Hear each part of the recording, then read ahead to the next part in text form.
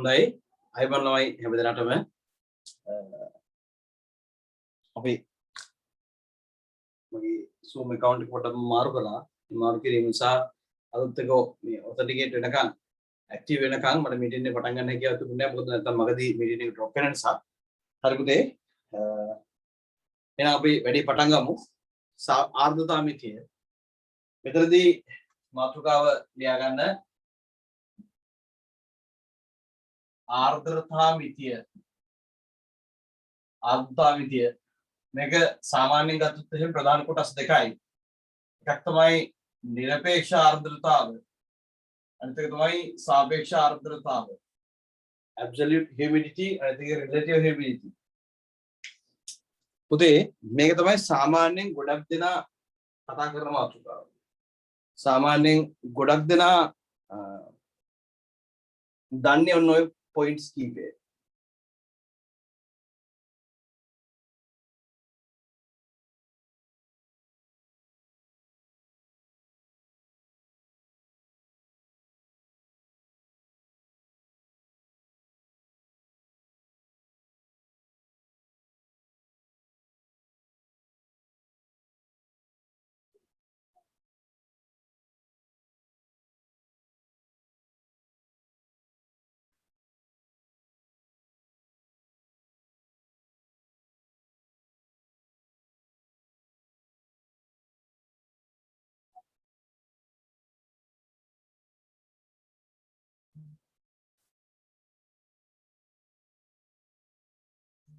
හරි.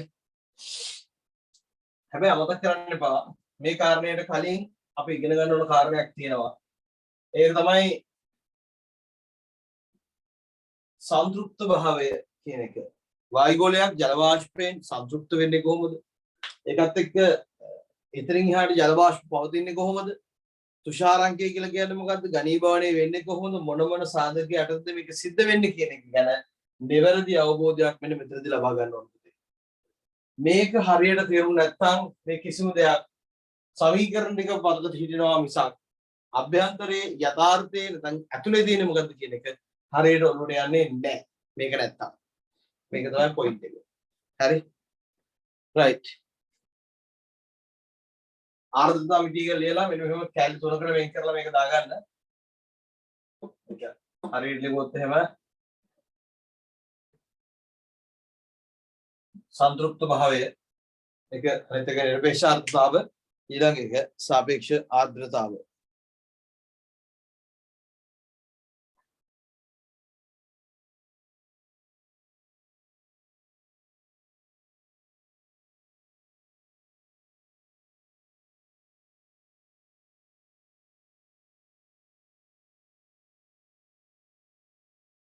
හරි. හොඳයි.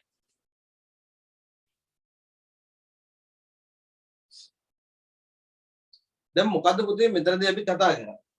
අපි ඇත්තටම කතා කරන්නේ වායුගෝලයක් සැලකුවොතින් එහෙම මෙයාගේ ඇතුලේ විවිධ අණු තියෙනවා. වායු අණු තියෙනවා, වාෂ්ප අණු තියෙනවා. එතකොට මොකද මම වචන දෙකක් කිව්වා. වායු සහ වාෂ්ප. වායු කිව්වම මොකද්ද? වාෂ්ප කිව්වම මොකද්ද? මොකද්ද මේ දෙක අතර තියෙන මූලික වෙනස? වායු කිව්වම තියෙන එකයි වාෂ්ප කිව්වම එක තියෙන එකයි අතර වෙනස මොකද්ද? වායුවක ස්කන්ධය වෙනස් කිරීම පුතේ පහසුවෙන් සිද්ධ කරන්න බෑ. යම් කිසි නිශ්චිත පරිමාවක් වායුව ගත්තොත් එහෙම ඒ පරිමාවේ තියෙන වායු ස්කන්ධය ලේසියකට වෙනස් කරන්න බෑ. එයාට නිකම් පීඩනයක් යොදලා එයාව ද්‍රව කරන්න බෑ. නිකම් පරිමාව අඩු කරලා එයාව ද්‍රව කරන්න බෑ. හැබැයි වාෂ්පයක් එහෙම නෙමෙයි. වාෂ්පයක් කියලා කියන්නේ හරිම අන්ස්ටේබල්. එහෙම නැත්නම් අසමතුලිත මට්ටමක ඉන්න කෙනෙක්. අසමතුලිත කියනකට වඩා අස්ථායි මට්ටමක ඉන්න කෙනෙක්. එයා ඕනම වෙලාවක ද්‍රවයක් බවට පත් වෙන්න පුළුවන් පොඩි පීඩනයක් යොදලා සංතෘප්ත කරොත් එහෙම. ඒක නිසා මෙයාගේ ස්කන්ධය ඕන වෙලාවක වෙනස් වෙන්න පුළුවන්. හැබැයි වායුවක ස්කන්ධය පහසුවෙන් වෙනස් වෙන්න බෑ. අපි බාහිරින් ජල වායු ස්කන්ධයක් එකතු කරොත් හෝ තියෙන වායු ස්කන්ධයක් ඉවත් කරොත් හෝ මිසක් වායු ස්කන්ධය ලේසියකට වෙනස් කරන්න බෑ. අපිට වායුව එකතු කරලා හරි වායුව අඩු කරලා හරි වෙනසක් කරන්න පුළුවන්. හැබැයි පීඩනයක් යදුවා වෙන බාහිර සාධකයක් කරා වැඩක් කරා කියලා පරිමාව අඩු කරා, පීඩනය අඩු කරා, උෂ්ණත්වය වෙනස් කරා කියලා ලේසියකට මෙයාව ද්‍රවීකරණය කරන්න බෑ. ඕක තමයි වායුවකයි වාෂ්පයකයි තියෙන මූලික වෙනස. හරි.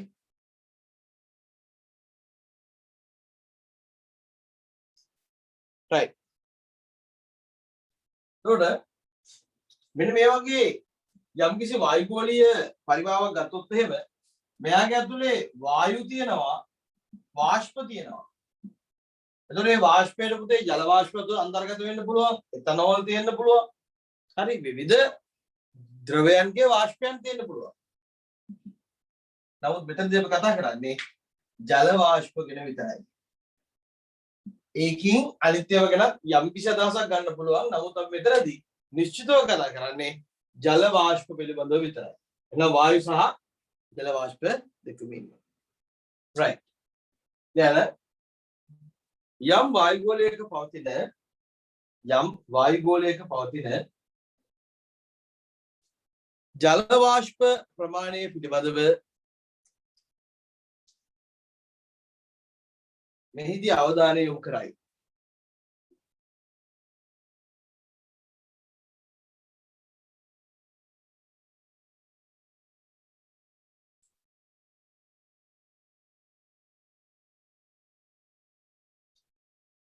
දැන් වායුගෝලයක් සැලකුව විට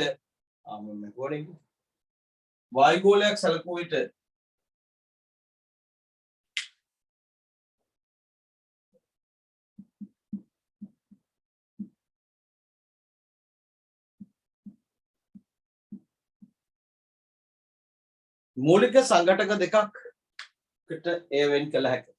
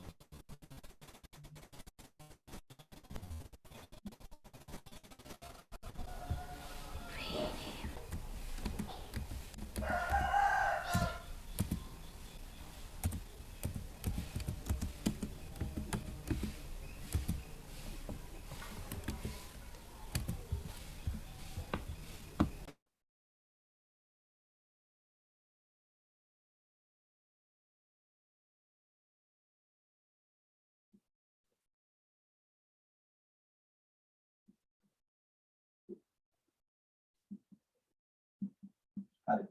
සංගාලා මෙන්න මේ ටික දාගන්න. පුතස් ගාලන ඔය ටික දාගන්න.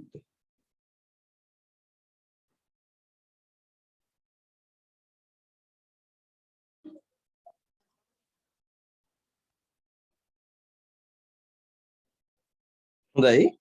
හරි පුතේ. දැන් මොන වායු කියන්නේ මොකද්ද, වාෂ්ප කියන්නේ මොකද්ද කියලා අපි දැන් දන්නවා.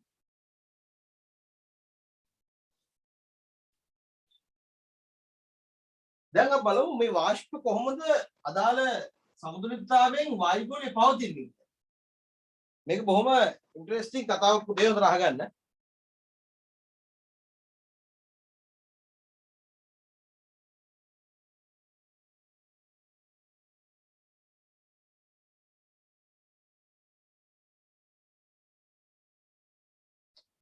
දැන් අපි ජල වාෂ්ප සෙට් එකක් මෙන්න මෙහෙම සැලකුවොතින් එහෙම මේ ජල වාෂ්ප නිර්මාණය වෙන්නේ කොහොමද? ජල වාෂ්ප නිර්මාණය වෙන්න ප්‍රධාන ක්‍රම දෙකක් තියෙනවා. අපි මේ මූලික ක්‍රමයට කියන පුතේ වාෂ්පීකරණය කියලා.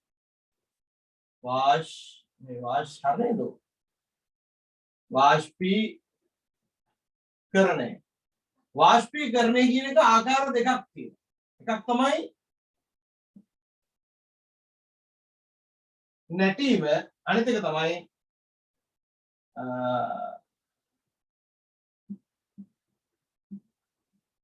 වාෂ්පීභවනය. නටන එක එකක්, වාෂ්පීභවනය එකක්. තාප මිතිය පාඩමේදී මම කියලා දීලා තියෙනවා මේ නැටීම කියලා කියන්නේ මොකක්ද හරියටම කියලා. වාෂ්ප බුබුලු නිර්මාණය වෙලා ඒක වෙන සිද්ධ වෙන කාරණයක්. නමුත් මෙතනදී කෙටියෙන් මම දක්වන්නම් නැටීම කිව්වට පස්සේ මේක පුතේ අභ්‍යන්තර ක්‍රියාවලිය. අභ්‍යන්තර ක්‍රියාවලිය. මේක වාෂ්පීභවනය පෘෂ්ඨීය ක්‍රියාවලිය. වාෂ්පීකරණය දැන් නැටීම කියන එක අභ්‍යන්තර ක්‍රියාවලියක්. වාෂ්පීභවනය කියන එක පෘෂ්ඨීය ක්‍රියාවලියක්. ඊළඟට නැටීම කියලා කියන කාරණේ තවදුරටත් අපි කියොතින් එහෙම තාපාංකයේදී සිද්ධ වෙනවා. නමුත් වාෂ්පීභවනය ඕනෑම උෂ්ණත්වයකදී සිද්ධ වෙනවා. පැහැදිලිද පුතේ? ඔය දින මූලික ලක්ෂණ දෙක. මේ වාෂ්පීභවනය කියලා කියන්නේ ඇත්තටම වේගයෙන් ගමන් කරන අණු ද්‍රවයෙන් මිදී යාම නිසා ඇතිවන ප්‍රතිඵලයක්. මොකද වේගයෙන් ගමන් කරන අණු ද්‍රවයෙන් මිදී යාම නිසා ඇතිවෙන ප්‍රතිඵලයක්. මේක ඇවිල්ලා ඕනෑම උෂ්ණත්වයකදී වෙන්න පුළුවන් පෘෂ්ඨීය ක්‍රියාවලියක්. මේක සිද්ධ වෙන තාපාංකයේදී විතරයි. මේක අභ්‍යන්තර ක්‍රියාවලියක්. හරි? ඊළඟට මෙන්න මේ ක්‍රියාවලිය සඳහා මෙන්න මේ වාෂ්පීභවනය සඳහා සුළං තත්ත්ව ආර්ද්‍රතාව පීඩනය මේ වගේ ලක්ෂණ කීපයක් මේ සඳහා බලපාන. හැබැයි නැටීම කියන ක්‍රියාවලියේදී අදාළ වෙන්නේ පුතේ පීඩනය විතරයි. නැටීම කියන ක්‍රියාවලියේදී පීඩනය කියන එක තමයි මුලින්ම වැදගත් වෙන්නේ. උඩ පීඩනය අනුව තමයි යා වෙනස් වෙන්නේ ඉහළ පහළ යන්නේ. ඒතර ජලය නටන උෂ්ණත්වය තීරණය වෙන්නේ යාට ඉහළින් තියෙන පීඩනයවත්. හරි මේ මුහුදු මට්ටමේදී ජලය නටන්නේ 100 වුණාට නුවරඑළිය වගේ ප්‍රදේශයක ජලය නටන්නේ සෙල්සියස් එක 90 ගණන් වල. එතකොට නුවරඑළිය අල තැම්බෙන්නේ නැහැ. අල නුවරඑළිය හැදුනට තැම්බෙන්නේ නැහැ කියලා කියන්නේ හේතුව මොකද්ද? නුවරඑළිය වගේ රට ප්‍රදේශයක වායුගෝලීය පීඩනය අඩු නිසා ජලය නටන්නේ 100 දී නෙමෙයි 100ට වඩා අඩු උෂ්ණත්වයකදී. ඒක නිසා පුතේ එහි අදාළ උෂ්ණත්වය එන්නේ නැති නිසා ජලය අල තැම්බෙන්නේ නැහැ කියලා අපි ව්‍යවහාරිකව කියනවා. එතකොට මේ නැටීම කියන ක්‍රියාවලියේදී වෙන්නේ මොකද්ද?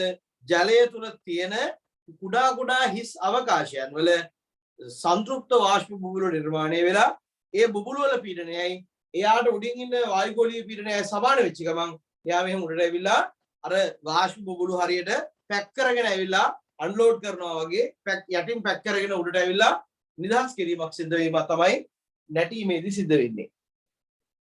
නමුත් වාෂ්පීභවනය කියන එක ඕනෑම වෙලාවක සිද්ධ වෙන්න පුළුවන් කාරණයක්. දැන් පුතේ මේ ජල වාෂ්ප වායුගෝලයෙන් එකතු වෙන ජල වාෂ්ප කියන එක මේ කියන ක්‍රියාවලි දෙකෙන් ඕනම එකදී වෙන්න පුළුවන්. හැමතිස්සෙම වතුර නටන්නේ නෑනේ. මොකද හැමතිස්සෙම වතුර නටන්නේ නැත්තේ වතුර නටන්නේ කොයි වෙලාවටද? අපි තාපාංගයේ දීලා වතුර අපි පර්පස්ලි වතුර රත් කරන්න ඕන පුතේ. අපි අරමුණක් සහිතව වතුර රත් කරන්න ඕන. එතකොට තමයි වතුර නටන්නේ. නමුත් වාෂ්පීභවනය ඕනම වෙලාවකදී වෙන නිසා මොකද වෙන්නේ? මේ වාෂ්පීභවනයේදී මේ ජල වාෂ්ප වායුගෝලයට එකතු වීම සඳහා ලොකු දායකත්වයක් දක්වනවා. සරලව ගත්තොත් එහෙම ඔයගොල්ලෝ ගෙදර මොන හරි කෝපයකට හරි මොකකට හරි වතුර පොඩ්ඩක් දාලා නිකන් නිදහසේ එළියෙන් තියලා තිබ්බොත් එහෙම දවස් දෙකක් යනකොට පුතේ ඕක පොඩ වතුර මට්ටම ඉන්න අඩු වෙනවා. ඒ අඩු වෙන්නේ ඇයි? මේ වාෂ්පීභවනය නිසා. එතකොට විල් වැව් මුහුද ගංගා ඇලදොල මේ හැම වගුලකින්ම මොකද වෙන්නේ? වාෂ්පීභවනය කියන ක්‍රියාවලියෙන් වායුගෝලයට දැවැන්ත ලෙස ජල වාෂ්ප එකතු වෙනවා. අර ජල චක්‍රය සම්පූර්ණ කරන්න මේ වාෂ්පීභවනය ඉතා ඉහළ මෙහෙයක් කාර්යයක් ඉෂ්ට කරනවා. මේක පුංචි වගේ කියලා හිතුනට මේකෙන් තමයි බාහිර වායුගෝලයේ ජල වාෂ්ප ප්‍රමාණය ගොඩක් තීරණය කරන්නේ. right. දැන් අපි අපේ පාඩම. මේ මොන ක්‍රියාවලියෙන් හරි මෙහෙම වායුගෝලයට එකතු වෙච්ච ජලාණු ගත්තට පස්සේ මේ ජලාණු වල නැත්නම් මේ වාෂ්ප අණු වල ප්‍රවේගයන් විවිධයි පුතේ. ඒගොල්ලෝ අර චාලක අණුකෝ ආදී වාගේ ලං වෙච්ච හැසිරීමකින් පිස්සෝ වාගේ පිස්සෙක් වාගේ එහෙට මෙහෙට දඟල ඉන්නවා. පිස්සෙක් වගේ මොකෝ වෙන්නේ? එහෙට මෙහෙට යනවා. එක වේගයක් නෑ. ඔය පිස්සුවෙන් වගේ එහෙට මෙහෙට යන ගමන්. දැන් අපි දන්නවා මේ ජලය ගත්තට පස්සේ ජලය කියලා කියන්නේ කවුද? H2. මෙයාගේ පුතේ ජලාණු දෙකක් එකට එකතු වුණාට පස්සේ මොකද වෙන්නේ? ජලාණු දෙකක් එකට එකතු වුණාට පස්සේ පොඩි අනිත් පැත්තට නේ. මෙතන ගත්තට පස්සේ මේ H2O ගත්තට පස්සේ අපි ගත්තොත් O H H 145 නේද? මේ ආනති මොකක්ද දැනනවද? ගෝබ කෙමිස්ට්‍රි දැන් මතක නැහැ ළමයි. හරි. මෙහෙම ගත්තට පස්සේ පොඩ්ඩක් මෙන්න මේක ඉන්න අත හැරිලා පොඩ්ඩක් එහෙම වෙනස් වෙලා මෙන්න මේ වගේ නිකන් පොඩ්ඩක් පොඩි යාගේ ඔරියන්ටේෂන් එක වෙනස් කරගත්තොත් එහෙම මෙන්න බල හයිඩ්‍රජන් බන්ධන හැදෙනවා. ජලය කියලා කියන්නේ සුවිශේෂී එක්කෙනෙක් පුතේ. පොඩ්ඩ එහෙම වෙච්ච ගමන් මොකද වෙන්නේ? මෙයාලගේ මේ හයිඩ්‍රජන් බන්ධන හදලා මුන් කෙලින්ම පතවානවා පොළොවට. ඇයි ඒ කොහොමද පතවන්නේ? මෙයා ඔහේ පාවි ඉන්නේ තනියෙන් ඉන්නකම්. මේකට පාළුවක් හිතලා මේ වගේ තව හයිඩ්‍රජන් බන්ධන හදාගෙන මේ වගේ වාෂ්පාණු දෙක තුනක් එකට එකතු වෙලා තනි ලොකු පවුලක් හදාගත්තම පවුලේ බර වැඩි පුතේ. ඇයි මේ පවුලේ හයිඩ්‍රජන් මේ බන්ධන හදන්න ඉන්නවා ජලාණු 3-4ක් එකට එකතු වෙලායි. මේකගේ බර වැඩි. එහෙනම් මෙයා හනිකයා මං පුල්ලිකනෝ කියලා ටක් ගාලා පොළොවට එනවා. මෙන්න මෙයාලට තමයි පුතේ අපි කියන්නේ පිනි.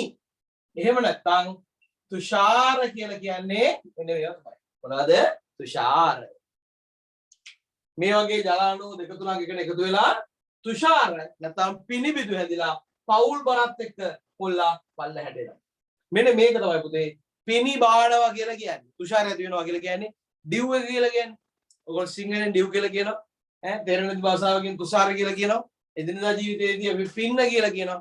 අර කියන්නේ ගෙදරින් රැට එළියට යන්න එපා යකෝ පිනි බානවා පිස්සුද කියලා අහන්නේ. යන්නේ මේ පින්න නිසා. හරිනේ? ඔන්න ඕක තමයි පුතේ පින්න තුෂාර ඇතිවීම කියලා කියන්නේ. මේ වගේ ලන්ද හරි අවබෝධයක් ඕන මේ කතන්දරේ දරගන්න. හොඳේ. මේක තාපේ අන්තිමට කරන නිසා ගොඩාක් වෙලාවට ගුරුවරු කරන දෙයක් තමයි මේක දඩම් බඩ දඩින් මිනින් ඩෝන් ගාලා කරගෙන යනවා මේ මුල් ටික කියලා දෙන්නේ නැතුව. මුල් ටික කියලා දීපු නැතිච්ච ගමන් අර අග ටික තේරෙන්නේ නැහැ. ඒකයි මේ කේස් එක. හරිනේ? මේ විදිහට පින්න ඇති වෙනවා. සරලව පුතේ මෙන්න මේ ටික දාගමු අපි කෙටියෙන්. පොඩි අනුමාත්‍රකාවල යන්න. වායුගෝලයේ ජල වාෂ්ප එකතු වීම හා පැවැත්ම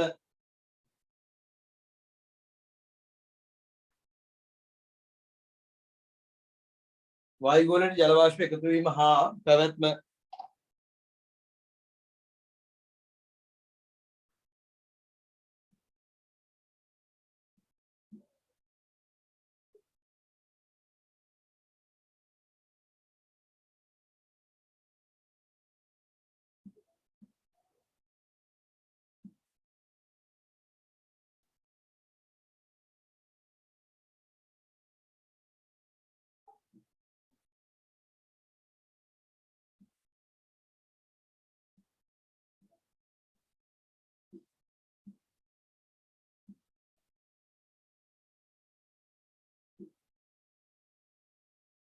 හරි මෙන්න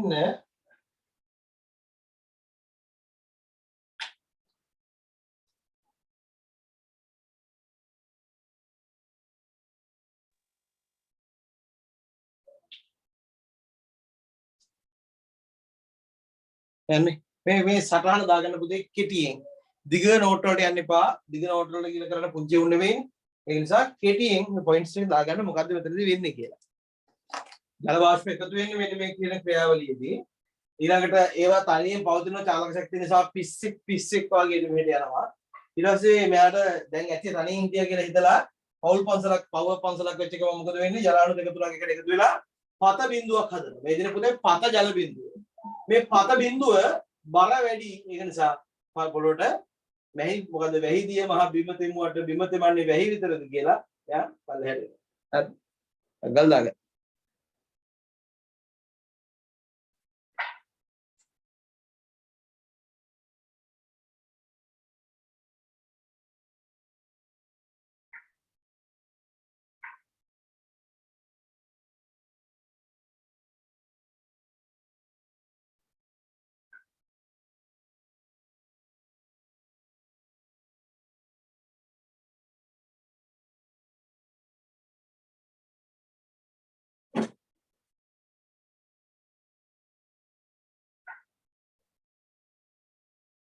ටග්ගා දාගන්න.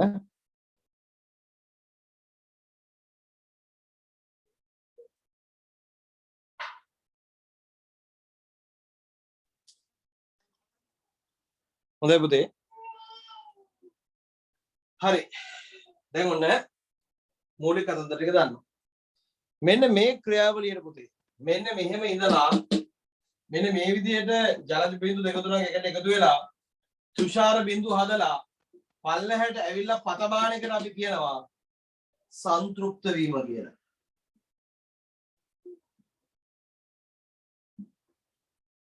ඔන්න පත බාන එකට තමයි පුතේ සංතෘප්ත භාවය කියලා කියන්නේ. ඒක නිසා මෙන්න මේ රවුම තියෙනවානේ. මෙන්න මේ රවුමේ මෙතන ලියා ගන්න. මෙන්න මේක තමයි සංතෘප්ත භාවය කියලා කියන්නේ. මේක තමයි පැවැත්ම. මේ තියෙන්නේ එකතු වීම. මේ ජල වාෂ්ප එකතු වෙන්නේ කොහොමද? මේ දිනේ පවතින්නේ කොහොමද? මේ තියෙන්නේ සංතෘප්ත වෙන්නේ කොහොමද කියන එක. මෙන්න මේක තමයි. මේක වෙන විදි ටික තමයි අපි හරියට තේරුම් ගන්නට ඕන. ඔයගොල්ලෝ ලියපු සටහනේ මෙන්න මෙතනින් දාගන්න සංතෘප්ත භාවය කියලා.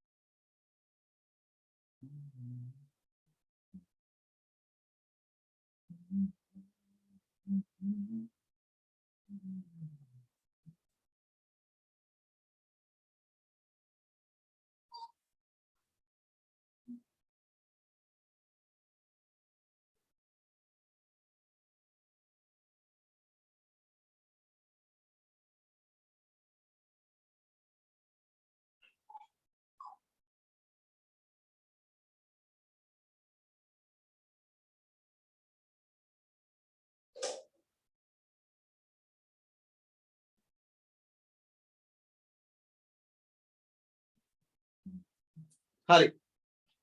නයි.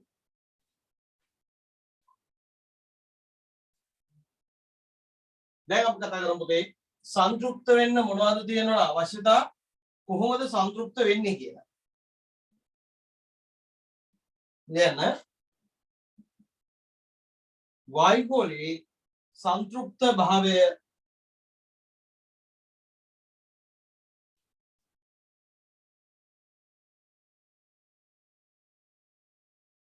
संतृप्त भावे ले आना है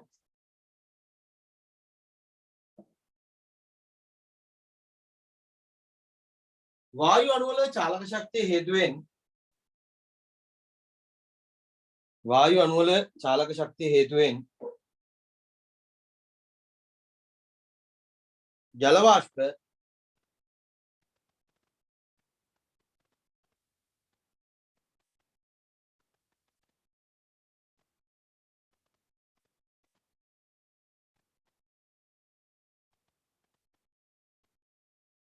स्वाधीनव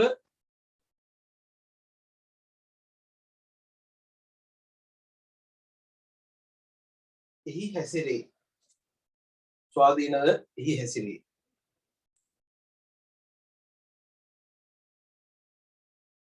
यानी नमुत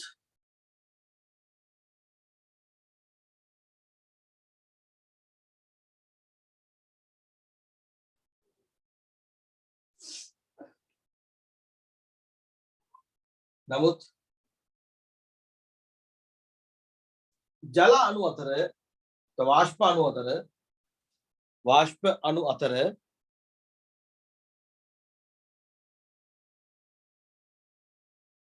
वाष्प अणु अतर बंधन साधा ගැනීමට बंधन साधा ගැනීමට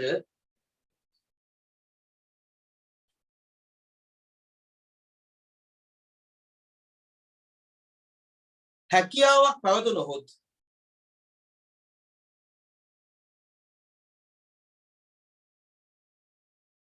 තවදුරටත්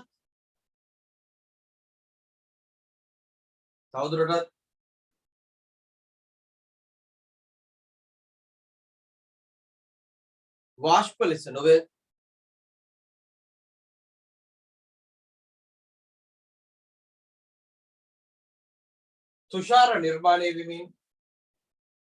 තුෂාර නිර්මාණය වෙමින්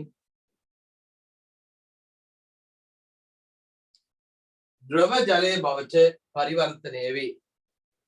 ද්‍රව ජලයේ බවට පරිවර්තනය වේ.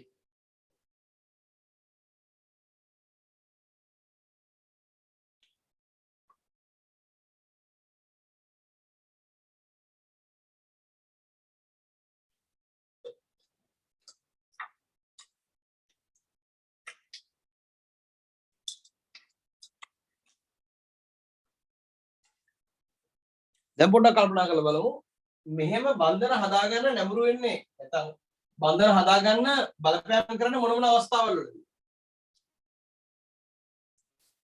පොඩි වාක්‍යයක් වශයෙන් ලියන්න. බන්ධන සාදා ගැනීමට බලපාන සාධක පහත දැක්වේ.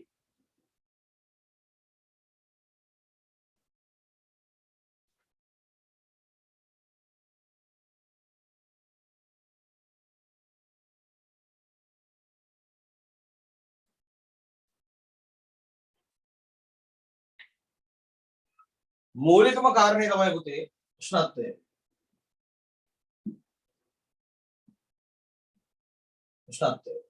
මොකද උෂ්ණත්වයේදී වෙන්නේ? උෂ්ණත්වයේදී වෙන්නේ වායු අණු වල චාලක ශක්තිය පහත බහිනවා.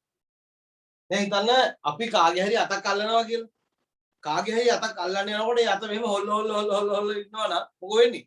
ඒ අත අල්ලගන්න බැරි වෙනවා.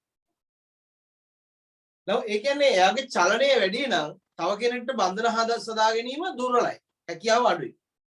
එහෙනම් මේ ජල අණුවක් ගත්තොත් එහෙම වාෂ්ප අණුවක් ගත්තොත් පිස්සුවෙන් වගේ දඟලලා ඉන්නකොට තව අණුවක් එක්ක බන්ධන හදා ගන්න ඉතාම අඩු නැඹුරුවක් තමයි පුතේ පවතින්නේ. මේගොල්ලන්ගේ මේ දැඟලිල්ලට බලපාන මූලිකම සාධකය තමයි උෂ්ණත්වය. උෂ්ණත්වය තමයි වායුගෝලයක සංතෘප්ත භාවයට බලපාන ප්‍රධානතම සාධකය. මොකද වෙන කිසිම බලපෑමක් කරන්නේ නැතුව උෂ්ණත්වය විතරක් පාලනය කළා අපිට පුළුවන් වායුගෝලයක් සංතෘප්ත කරන්න අසන්තෘප්ත කරන්න ඕන දෙයක් ඕන පැත්තකින් නම් ඕන පැත්තකට යවන්න උෂ්ණත්වයෙන් පුළුවන්. උෂ්ණත්වයට තමයි පුතේ ප්‍රධාන කන්ට්‍රෝලින් කී එක තියෙන්නේ. එහෙනම් මොකද වෙන්නේ? වායු අණු වල චාලක ශක්තිය වෙනස් කරලා චාලක ශක්තිය අඩු කරලා මොකද කරන්න පුළුවන් අපිට? ඒගොල්ලන්ගේ බන්ධන හදාගන්න නැඹුරු කරලා වායුගෝලය තියෙන ජල වාෂ්ප ස්කන්ධයෙන්ම සංතෘප්ත කරන්න පුළුවන්. එසා උෂ්ණත්වය කියලා කියන්නේ එසේ මෙසේ කෙනෙක් නෙමෙයි වායුගෝලයක සංතෘප්ත භාවයට බලපාන මූලිකම සාධකය. එහෙනම් මොකද වෙන්නේ? පළවෙනි පොයින්ට් එක තමයි උෂ්ණත්වය. ඒකට අදාළ වෙන්නේ කොහොමද පුතේ? ජල වාෂ්ප වල චාලක ශක්තිය අඩු කර බන්ධන නිර්මාණයට පොළඹවයි. එහෙනම් මොකද වෙන්නේ? උෂ්ණත්වය අඩු වන විට ඒක නැඹුරු වෙන්නේ කොහෙටද? සංතෘප්ත භාවයට නේ. උෂ්ණත්වය අඩු වෙනකොට ඒක නැඹුරු වෙනවා කාටද? සංතෘප්ත භාවයට. ඊළඟ එක මොකක්ද? දෙවෙනි එක තමයි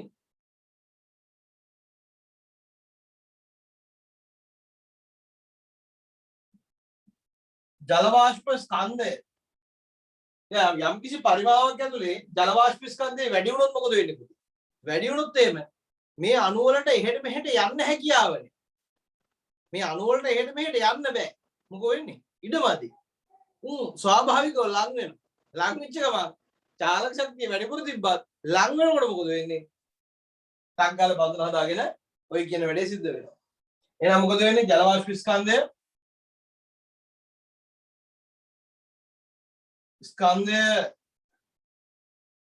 වැඩි නම් අණු අතර මධ්‍යන දුර අඩු වී බන්ධන සාදා සංතෘප්ත වීමට නැඹුරු වේ. තුන්වෙනි මොකක්ද? තුන්වෙනි එක තමයි පරිමාව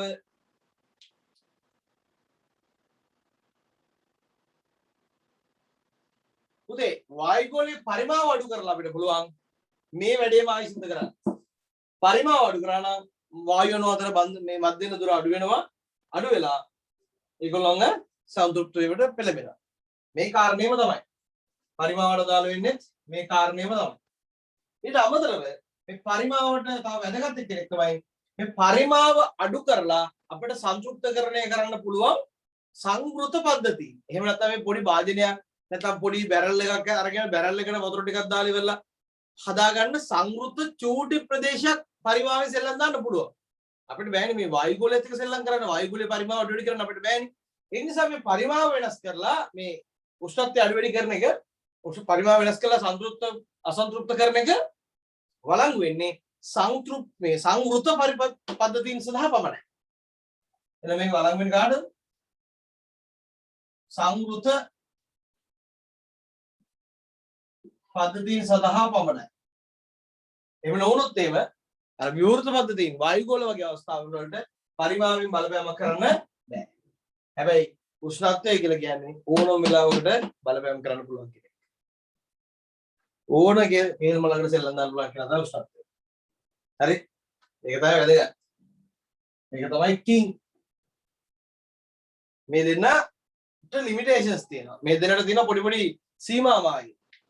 ජල වාෂ්ප ස්කන්ධය වැඩි කරාට වැඩක් නැහැ පුතේ ලොකු ඕපන් ඒරියා එකක්. ටිකක් ඒක අමාරුයි වැඩි වෙන්න. එයාගේ පරිමාව වෙනස් වෙන්න පුළුවන් නම් සංතෘප්ත භාවය ආයෙ වෙනස් වෙන්න පුළුවන්. ඒ නිසා මේගොල්ලෝගේ සංගත පරිපතියෙන්ද පද්ධතියෙන්ද තමයි පුතේ ගොඩක් නැඹුරු මේ බලපාන්නේ. මෙයා සංගතද විවෘතද කියලා ආධාරණය ඕන රෙද්දකට බලපාන සාධකයක්. හරි? ටක් ගාලා අනුවස චොට් මේ chart එක දාගන්න.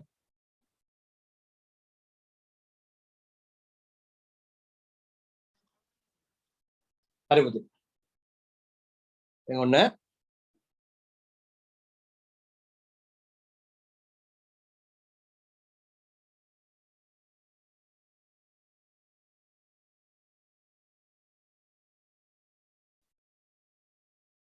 අනේ පුතේ මැසේජ් දානවා නම් මේ ඔය ඇඩ්මින් කියන එකට දාන්න පුතේ හොඳයි. මගේ නම තියෙන එකට දාන්න එපා. ඒතර මට මැසේජ් එක බැලෙන්නේ නැහැ නේ. කැමරාව තියන්නේ ඒකනේ. ඒ නිසා ඔය ඇඩ්මින් කියලා එකක් ඇති මගේ ෆොටෝ එක තියෙන ඇඩ්මින් කියලා එකක් ඇති.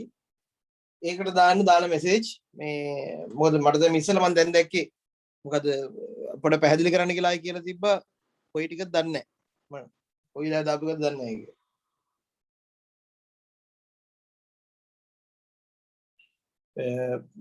ඇඩ්මින් කියලා එකක් තියෙනවා. ඇඩ්මින් කියන එකට දාන මෙසේජස් දාන්නේ ඔක්කොම ප්‍රශ්න. එයාත් හොස්ට් කෙනෙක් විදිහට තමයි පෙන්නනවා ඇත්තේ. ඒ account එක. co-host කියලා පෙන්නනවා.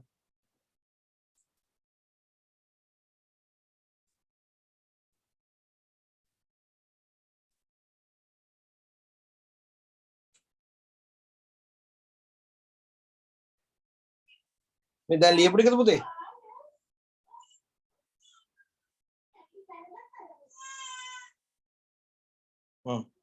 හරි. ණය අහගන්න. මේ විදිහට ජල වාෂ්ප පැවතිලා මෙයාව සංතෘප්ත වීම සඳහා බලපාන මූලික සාධක තුනක් තියෙනවා. උෂ්ණත්වය, ජල වාෂ්ප ස්කන්ධය සහ පරිමාව. උෂ්ණත්වය කියන එකෙන් කොහොමද මේ සංතෘප්ත භාවයට බලපෑම ඇති කරන්නේ? උෂ්ණත්වය කියන එකෙන් කොහොමද සංතෘප්ත වීමට ළඟා කරන්නේ කියන එක තමයි මේ ලියලා තියෙන්නේ. පුතේ මං කියවනේ දැන් සංතෘප්ත වෙනවා කියලා කියන්නේ පිනිබින්දු හැදෙන එක කියලා.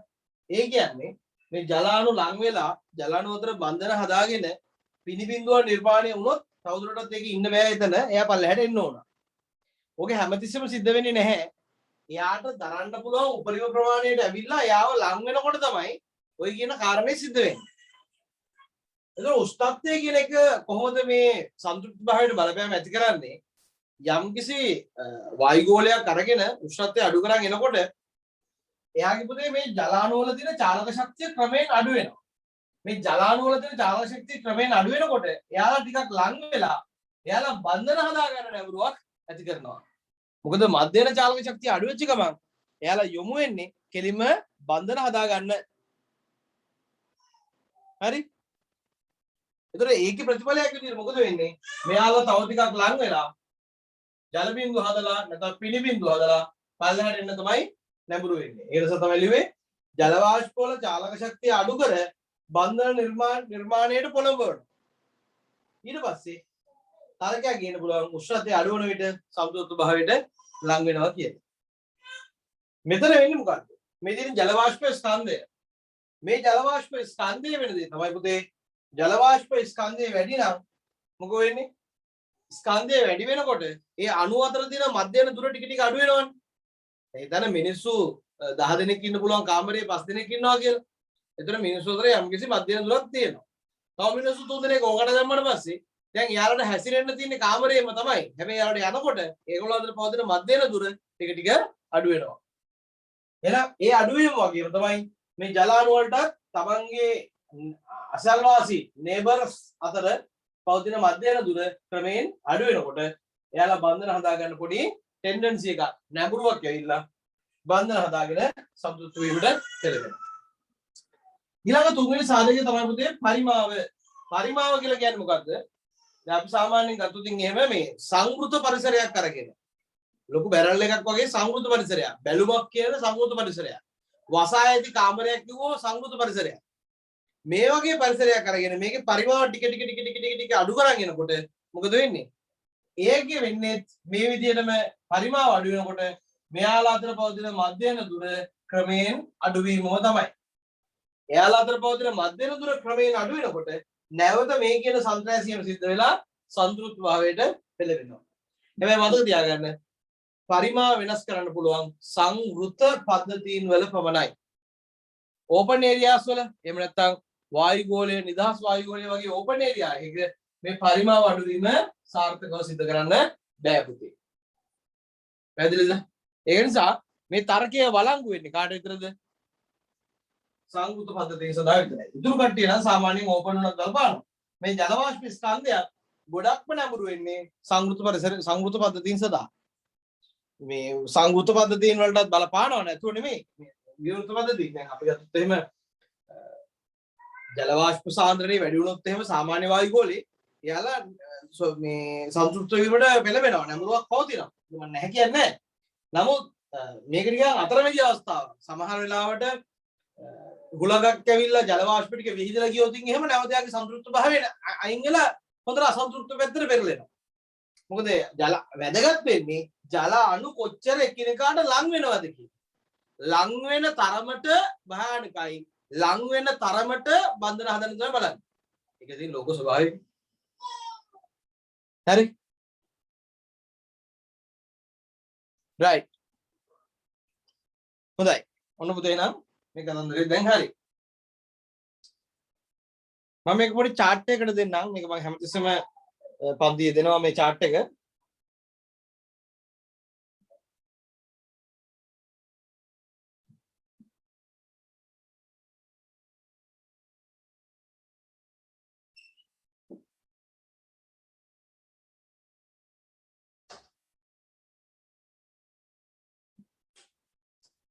මෙන්න මෙතන තියෙනවා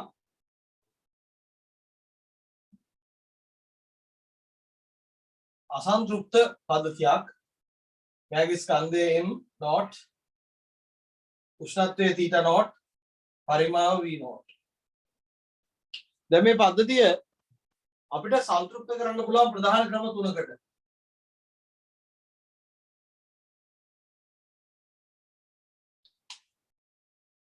මොනවද මේ ප්‍රධාන ක්‍රම?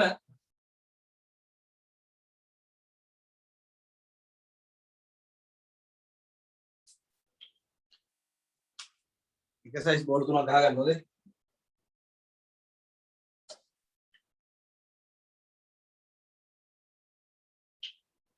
ඔක්කොම සන්තෘප්තයි.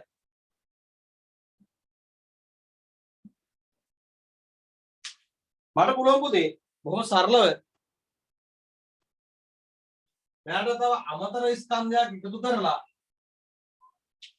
මේ සන්තෘප්තකරණය සිදු කරන්න.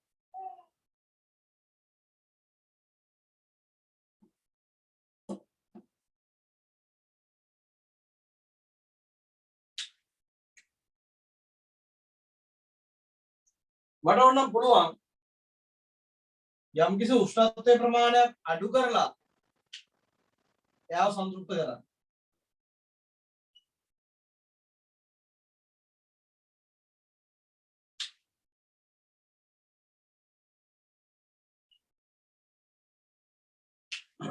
මට ඕනම් පුළුවන් එයාගේ ස්කන්ධයත් එහෙමම තියලා උෂ්ණත්වයත් එහෙමම තියලා පරිමාවෙන් පොඩි වෙනසක් කරන්න. පරිමාව අඩු කරලා පුළුවන්.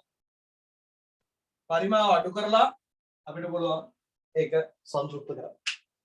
මේ කියන ක්‍රියාවලිය තුනෙන්ම ඕන ස්කන්ධයක් එකතු කරලා උෂ්ණත්වයක් අඩු කරලා පරිමාව අඩු කරලා අපිට පුළුවන් පද්ධති තුන එකම පද්ධතිය ආකාර තුනකදී සන්තුෂ්ත කරන්න. මෙන්න මෙතනදී පුතේ මෙන්න මේ උෂ්ණත්වය විශේෂිතයි. මොකද මේ උෂ්ණත්වයේ තියෙන ස්වභාවය?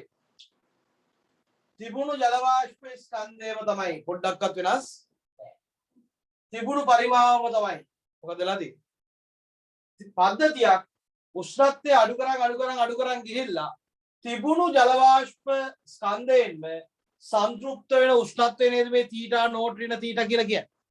උදාහරණයක් විදිහට මේ පරිසර උෂ්ණත්වය 30යි නම් මේ යාගේ උෂ්ණත්වය අඩු කරන ප්‍රමාණය 5යි නම් මේ පද්ධතියේ උෂ්ණත්වය 25ට ගෙනාවොත් එහෙම මේක සංතෘප්ත වෙනවා නම් මේ 25 කියන උෂ්ණත්වය ඉතාම වැදගත් සාධකයක්. අපි යාට සාමාන්‍යයෙන් එදිනදා ජීවිතේදී සෑහෙන වැදගත් වෙන ක්‍රිකට් මැච් එකකදී ෆුට්බෝල් මැච් එකකදී මේ වාහනයක් නවත්තලා තියෙද්දි පාරේ එහෙම නැත්නම් එදිනදා ජීවිතේ හැමතැනකදීම ඉතාම වැදගත් වෙන උෂ්ණත්වයක් මෙයා. මෙයාට අපි කියන මොකද්ද? ජල වාෂ්ප. තිබුණු ජල වාෂ්ප ස්කන්ධයෙන්ම මේ තිබුණේ M නෝට් දැන් තියෙන්නේ M නෝට්. තිබුණු ජල වාෂ්ප ස්කන්ධයෙන්ම පද්ධතිය සංතෘප්ත වෙන උෂ්ණත්වය. මෙයාට අපි කියනවා මොකද්ද? තුෂාරාංකය. මොකද්ද පුතේ මේකේ අර්ථය? තිබුණු ජල වාෂ්ප ස්කන්ධයෙන්ම පද්ධතිය සංතෘප්ත වෙන උෂ්ණත්වය. මේක තමයි අපේ තුෂාරාංකය කියන එකේ අර්ථය. තුෂාරාංකය කියන්නේ කවුද? තිබුණු ජල වාෂ්ප ස්කන්ධයෙන්ම පද්ධතිය සංතෘප්ත වෙන උෂ්ණත්වය. right. මෙන්න මේ chart එක ඔළුවට දාගන්න මේවා තමයි ගණන් ඇතුලේ වන අහන ඒවා. ඒ කියන්නේ මික්ස් කර ඔළුව විකාර කර අහන්නේ මෙන්න මේ points ටික පුතේ. මේ ටික හරියට තේරුනේ නැත්තම් සබ්බ සකලමනාව down. හරි? මෙන්න මේ ටික නිවැරදිව අවබෝධ කරගන්න. එතකොට කිසි කරදරයක් නැතුව ඉස්සරහට යන්න පුළුවන්. මේක තමයි point එක. පද්ධතියක් ගත්තොත් සන්තුෂ්ත කරන්න පුළුවන් ටයිප් මොනවද තියෙන්නේ? ස්කන්ධය අඩු කරලා පුළුවන්, ස්කන්ධය එකතු කරලා පුළුවන්, උෂ්ණත්වය අඩු කරලා පුළුවන්, පරිමාව අඩු කරලා පුළුවන්. ඒතර පුතේ ඒවලදී හම්බෙන ප්‍රධාන ලක්ෂණ ටික මේ ෂෝට් නෝට් එක තමයි මේ දීලා තියෙන්නේ. ගණන් ඇතුලේ මේ ෂෝට් නෝට් ගැන කියන්නේ නැතුව මේ ක්‍රම වලින් එකක් තෝරගෙන ගණනක් දෙනවා. බඩුව තමයි. හරි?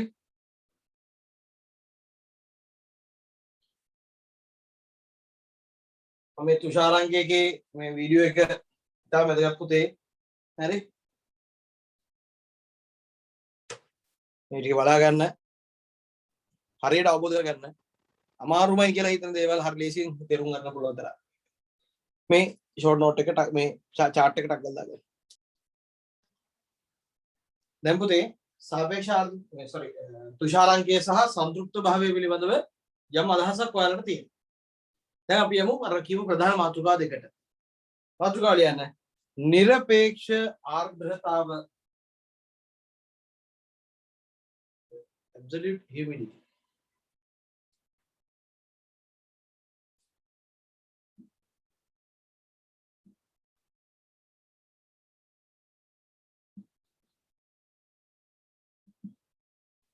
නිරපේක්ෂ ආර්ද්‍රතාව කියන්නේ මෙහෙම යම්කිසි වායු ගෝලයක් සැලකුවොත් එහෙම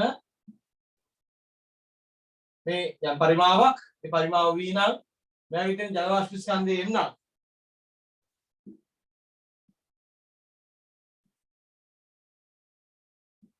ජල වාෂ්ප ස්කන්ධය බෙදනවා භාගයෙන් පුතේ පරිමාවෙන් absolute humidity ස්කන්ධය බෙදීම පරිමාව.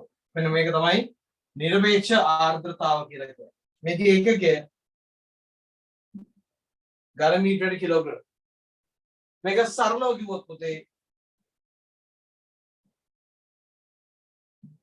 වායු ගෝලයේ ජල වාෂ්ප ඝනත්වය කියන එකම තමයි මේකේ අර්ථය. හරි? එහෙනම් AH කියන එක වෙනකොට අපිට ලියද හැකි ඝනත්වය ස්කන්ධ බෙදීම පරිමාණය. වායු ගෝලයේ ජල වාෂ්ප ඝනත්වය කියන එකම තමයි ඒ දේ.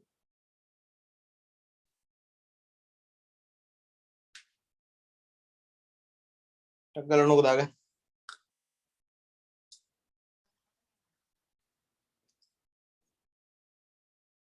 දැන් ඔන්න නිරපේක්ෂ ආර්ද්‍රතාව හරි. දැන් පුතේ මේ නිරපේක්ෂ ආර්ද්‍රතාව කියන එක එච්චරම ප්‍රයෝජනවත් එකක් නෙවෙයි. දැන් අපි කවුරු හරි උත්තර නිරපේක්ෂ ආර්ද්‍රතාව මෙච්චරයි කියලා කිව්වොත් අපිට ඒක දැනෙන්නේ නැහැ. ඇයි හේතුව?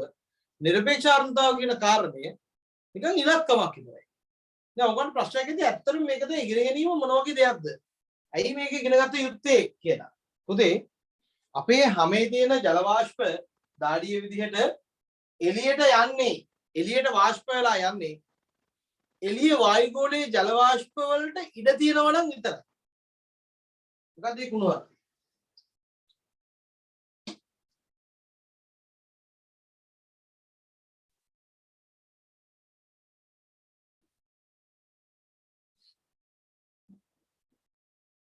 මොකක්ද ඒ කුණුවක්? මෙන්න ඔයාගේ හැම අපි තමයි අතක් ගත්තාම මේ අතේ හැම කියලා. පෙරිමි ළමයින්ගේ නම් ඔන්නෝම ස්මයිල්ස් තියන මයිල් ස්මයිල් එකයි ඉන්නවනේ. එයාලා ළමයින්ගේ මේවා බාලා තියෙන නිසා ඇත්තට පේන්නේ. දැන් මෙන්න මෙතනදී පොඩි ජල බින්දු ඔන්නෝම එනවා. හොදා දාඩිය බින්දු. එතකොට මොකද වෙන්නේ? රුධිර කේශ නාලිකාව ඇවිල්ලා ඒ මචං ඔන්න අපි බඩු අරන් ආවා තාපේ අරන් ආවා කියලා ටක් ගාලා ජල වාෂ්ප වල මේ දාඩිය වලට දීපුවම දාඩිය ටික මොකද වෙන්නේ? එළියේ වායු අවකාශයට නිදහස් වෙන්න ඕන. ටක් ගාලා තාපේ අරගෙන ඒගොල්ලෝ වාෂ්පීභවණය වෙලා යනවා එළියට. සාමාන්‍යයෙන් ඕක තමයි වෙන්නේ. දැන් පුතේ මේ මෙතන තියෙන ද්‍රව ජලය හොඳේ. මේ තියෙන ඔක්කොම ද්‍රව. මේ තියෙන ද්‍රව දාඩිය බින්දු තියෙනවා. මේ ද්‍රව දාඩිය බින්දු ටික වායු අවකාශයට යන්න පුළුවන් වායු අවකාශයේ ඉඩ තිබ්බොත් විතරයි. ජල වාෂ්ප වලින් එළිය වායු අවකාශයේ පිරලා තියෙනවා නම් තවදුරටත් මේ හැම මතු පිටට එන දාඩිය එළියට යන්නේ නැහැ. හැම මතු පිටම රැඳිලා ඉන්නවා. ඒකේ ප්‍රතිඵලයක් විදිහට තමයි පුතේ මේ ලංකාව වගේ පරිසරයක සාමාන්‍යයෙන් දැන් ලංකාවේ පොඩි වැඩක් කරලා තක්කලා දාඩිය දාලා දාඩිය බේරෙන්න පටන් ගන්නවා. නමුත් ඔය දියුණු රටක ගියොත් එහෙම ගමනේ දියුණු ඇතර දියුණු කියන වචනේ වැරදි දියුණු වෙලා තියෙන වෙනම කතාවක්. මේ සාමාන්‍යයෙන් ඔය කාල දේශගුණික විපර්යාස තියෙන ගොඩක් රටවල් වලට ගියොත් එහෙම උදාහරණයක් විදිහට ඕස්ට්‍රේලියාව, කැනඩාව, ඇමරිකාව ඒ වගේ රටකට ගියොත් එහෙම ඉන්දියාවේ උඩ පැත්තට වෙන්න ඒ වගේ පැත්තකට ගියොත් එහෙම සාමාන්‍ය පුතේ තියෙන්නේ හරි වියලි තත්ත්වයක්. ඒ කියන්නේ හැම මතු පිටට දාඩිය ආවට දාඩිය පටස් ගාලා එළියට වාෂ්ප වෙලා යනවා. ඇයි ඒ වගේ රටවල් වල මේ වායු අවකාශය ටිකක් ජල වාෂ්පයෙන් දුප්පත්. ඵලයන් අම්මට කාටද බල ඵලයෙන් සෙල්ලන්නේ ඔය බල්ලපූසේ පොඩ ඇත්කලා තියන් ඉන්න. හරි. දැන් එතකොට මේ වායු අවකාශය සාමාන්‍යයෙන් ජල වාෂ්පයෙන් පොහොසත් නෑ පුතේ ඒ වගේ රටවල් වල. ඒගොල්ලන්ගේ ආර්ථිකය පොහොසත්. එයාලගේ ජල වාෂ්පයෙන් පොහොසත් නෑ. අපි බලමු එන්න ඉන්දියානු සාගරයේ අමුතු ඇටේට එන්න. මේ ලංකාවේ මොකද වෙලා තියෙන්නේ? මේ රට දුප්පත් වුණාට පුතේ මේ රටේ වායු ගෝලය හරි ජල වාෂ්පයෙන් පට්ට පොහොසත්. අම්බහන්ට අපේ ජල වාෂ්ප තියෙනවා. අපේ ඇටි හැලෙන ගස්කොලන් තියෙනවා. ඒ වගේම මේ ජල වාෂ්ප රඳවා ගැනීමේ විවිධ ක්‍රම පවතිනවා අපේ වායු ගෝලය ඇතුලේ. ඒක නිසා අපේ වායු ගෝලයේ ජල වාෂ්පයෙන් අධික ලෙස මේ උපරිමයට පිරලා තියෙනවා. මම ඒ වචන දැම්ම කියන්නේ නැහැ. අධික ලෙස උපරිමයට පිරලා තියෙනවා. සන්තුෂ්ටයි කියන වචනේ දැම්ම පාවිච්චි කරන්නේ නැහැ. පොඩක් අපි ඉස්සරහට යමු. හරි? එතකොට මොකද වෙන්නේ? මේ ආවට ජලය ආවට මේ ජල වාෂ්ප ටික එළියට යන්න හැකියාවක් නැහැ. මේගොල්ලෝ එළියට යන්න හැකියාවක් නැති නිසා මේගොල්ලෝ එහෙනම් වචන දැන් කරන්න දෙයක් නැහැ. එහෙනම් my time has come කියලා මෙතන කෙලින්ම ජල වාෂ්ප මේ මැත්තේ රැඳිලා නිදහසේ මැරලා යනවා. එතනම වෙන කරන්න දෙයක් නැහැ. එළියට ජල වාෂ්ප විදිහට වාෂ්ප වෙලා එළියට යන්න හැකියාවක් නැහැ. තේරෙනවද? එතකොට පුතේ අපිට වායු පරිසරයක ජීවත් වෙන්න පුළුවන් ද බැරිද කියන එක තීරණය වෙන්නේ අපිට දාඩිය දානවද නැද්ද කියන කාරණේ මත. අපේ හැම වේලෙන්න පටන් ගත්තොත් එහෙම අපිට ඒක තාම දැනෙන්නේ නැහැ. අපි මේ අපේ රටවල ස්වභාවය හැටියට සාමාන්‍ය සීතල රටක ගියොත් හිම වැටෙන ප්‍රදේශයකට ගියොත් එහෙම සාමාන්‍යයෙන් වෙන දේ තමයි හැම පැලිලා ලේනවා. ඇයි හැම ඇකිලෙනවා පුතේ. හේතුව තමයි අධික සීතලක් පවතිනකොට වායු වල ජල වාෂ්ප ගොඩක් අඩු වෙලා ජල වාෂ්ප හිම විදිහට තැම්පත් වෙලා තියෙනවා. එතකොට මොකද වෙන්නේ? අපේ හැම තියෙන දාඩිය ජලය පටපට ගාලා වායු වල නිදහස් වෙනවා. නිදහස් වෙලා අපේ හැම වේලිලා ඇකිලෙනවා. ඒ ඇකිලීමේ ප්‍රතිඵලයක් විදිහට හැම පැලෙනවා. හරි ඔය අපි හිම නේද? හිම බෝලෙන් එන්න මං ඔයාලට හිම බෝලෙන් ගහන්න. ඔයා මට තව බෝලකින් ගහන්න කිය අපි නිකන් හිතුවට හිම ආතල් කියලා. හිමේ හිම හීතල පළාත්වල තියෙන හීතල රටවල් වල තියෙන යථාර්ථය තමයි යෝග. උන්ට දුම් පැනලා ඉන්නේ. ඒ හේතුව මේ මිනිසුන්ට ඒ තියෙන හීතල දරන්න බෑ. ඒ තරම් හරි අමාරු ඒක කටුකයි. හරි? ඒක නිසා ඒ වගේ රටවල් වල මිනිසුන්ට ජීවත් වෙන්න පුළුවන් ද බැරිද කියන තීරණය වෙන්නේ මේ වායු ගෝලයේ තියෙන ජල වාෂ්ප ස්කන්ධය මත. වායු ගෝලයේ ජල වාෂ්ප ස්කන්ධය සාපේක්ෂව වැඩි නම් මොකෝ වෙන්නේ? අපිට ටිකක් ඉන්න පුළුවන්. දාඩිය දැම්මට පුතේ ඉන්න පුළුවන්. ගඳ ගහන එක විතරයි ප්‍රශ්නකට තියෙන්නේ. නමුත් වේලෙන් අරගෙන හැමවල් පැලිලා ලේන්න පටන් ගත්තා පස්සේ කොහොමද සැප? සැපද වගේ නේද අහන්නේ. ඒක නිසා පුතේ එහෙම වුණාම ඒ වගේ වායු ගෝලයක ඉන්න හැකියාව ගොඩක් අඩුයි. ඒ වගේ පරිසරයක ඉන්න බෑ. ඒක නිසා අපිට වැදගත් මේ වායු ගෝලය තුල ජීවත් වෙන්න පුළුවන් ද බැරිද කියන එක. පහසුවෙන් සනීපෙන් ඉන්න පුළුවන් ද බැරිද කියන එක හොයාගන්න එක ඉතාම වැදගත්. එහෙනම් ඒකට නිර්පේක්ෂාර්ථතාවයෙන් අපිට සපයන අගය ප්‍රමාණවත් නැහැ. ඇයි මං එහෙම කියන්නේ? අපිට කියනවා ඔයාගේ වායු ගෝල පරිසරයේ වායු ගෝලයේ ජල වාෂ්ප ඝනත්වය ඝන මීටර කිලෝග්‍රෑම් 8යි. හොඳයි 8නේ හොඳයි. මොකද එතනින් එහාට දෙයක් නැහැ. අපිට කියලා නැහැ ඒක ඇතුලේ මේ කිලෝග්‍රෑම් 8යි ඝන මීටර කිලෝග්‍රෑම් 8 කියලා කියන්නේ මේ පරිසරයට ඉන්න පුළුවන් උපරිම ගානද නැත්නම් ඊට වඩා අඩුද එයාගේට ඇවිල්ලාද කියන එක අපි දන්නේ නැහැ. අපිට කියලා අපිට මේ පරිසරය ඇතුලේ දැන් කීයක් හිටියත් වැඩක් නැහැ පුතේ මේකේ ඉන්න පුළුවන් උපරිම ගාන ඉන්නවද කියලා දැනගන්න. යන්නේ ඒක තමයි මේ කොටසේදී නිර්පේක්ෂාර්ථතාවයෙන් අපිට සපයන්නේ නැති தත්ත්වය. නිර්පේක්ෂාර්ථතාවයෙන් කියන්නේ වායු ගෝලයේ තියෙන ජල වාෂ්ප ස්කන්ධය විතරයි. ඒ ජල වාෂ්ප ස්කන්ධය සන්තුෂ්ත වෙන්න ගොඩක් ළඟද නැද්ද කියලා කියන්නේ නැහැ. ඒක නිසා නිර්පේක්ෂාර්ථතාවය ඉච්ඡර අර්ථයක් තියෙන කෙනෙක් නෙමෙයි. නිර්පේක්ෂාර්ථතාවය මදි පුතේ. මදි සාම. හරිනේ? නමුත් නිර්පේක්ෂාර්ථතාවයේ තියෙන වටිනාකමක් තියෙනවා. වායු ගෝලයක තුෂාරාංකය තීරණය වෙන්නේ. තුෂාරාංකය තීරණය වෙන්නේ ඒ වායු ගෝලයේ නිර්පේක්ෂාර්ථතාව මත.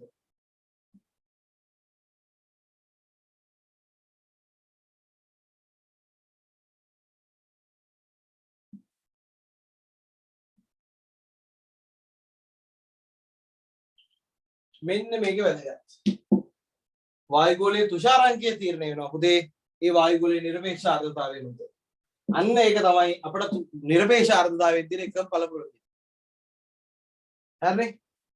යම්කිසි වායු ගෝල දෙකක් ගත්තොත් එහෙම එකම නිර්පේක්ෂාර්ථතාවයේ තියෙන මුන් දෙනක තුෂාරාංක දෙක සමානයි. පැහැදිලිද? එකම නිර්පේක්ෂාර්ථතාවය නම් තියෙන පුතේ තුෂාරාංක සමානයි. ඒ කියන්නේ එයාලා ගැන අපිට අදහසක් ගන්න පහසුයි නිර්පේක්ෂාර්ථතාවය. තේරුණාද? එතකොට නිර්පේක්ෂාර්ථතාවයෙන් අපිට තියෙන එකම සනීපේ එකම වැදගත්කම ඔන්න ඔච්චරයි. එතනින් එහාට නිර්පේක්ෂාර්ථතාවය useless වැඩ නැහැ. හරිනේ? right. යන්න පරිසරයේ වැදගත් පරිසරයේ ජීවත් වීමට වැදගත් වන්නේ පරිසරයේ ජීවත් වීමට වැදගත් වන්නේ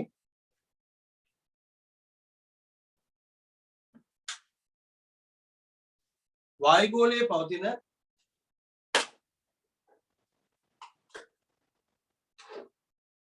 ජල වාෂ්ප ස්කන්ධය නොව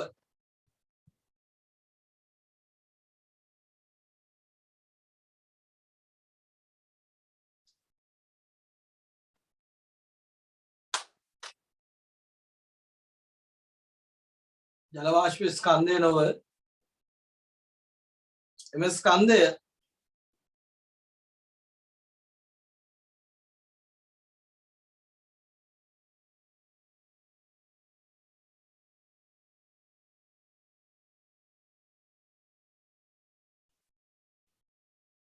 අනුව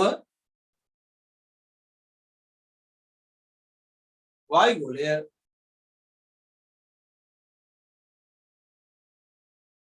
සංතෘප්ත වීමට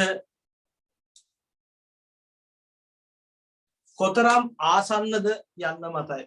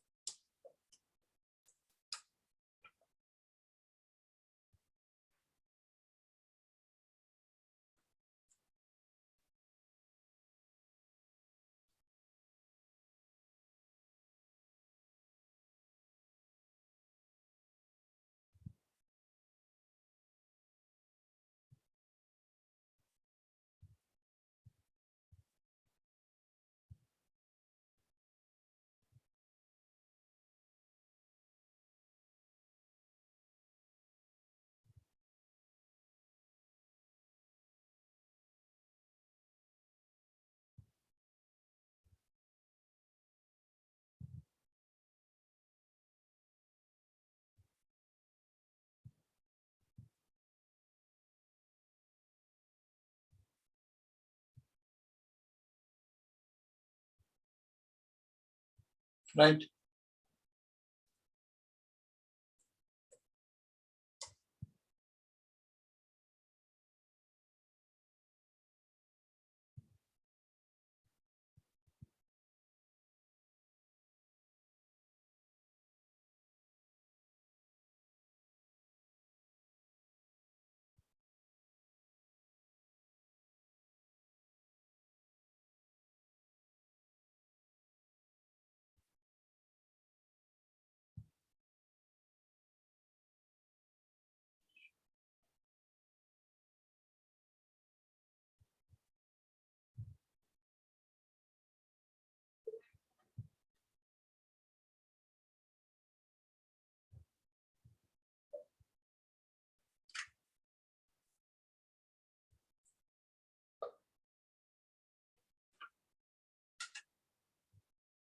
හරි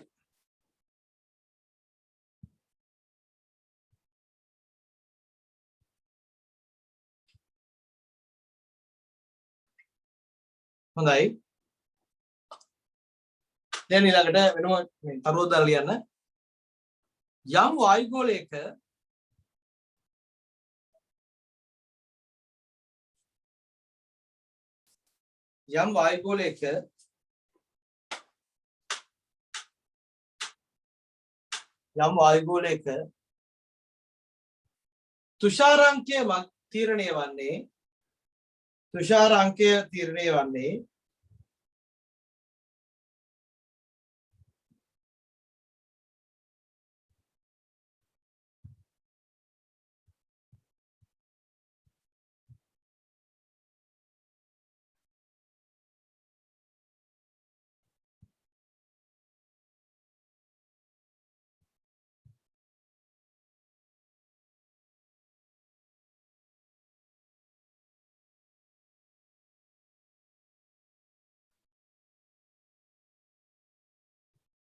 තුෂාරාංකය තීරණය වන්නේ වායුගෝලයේ නිරපේක්ෂ ආර්ද්‍රතාවය මතයි.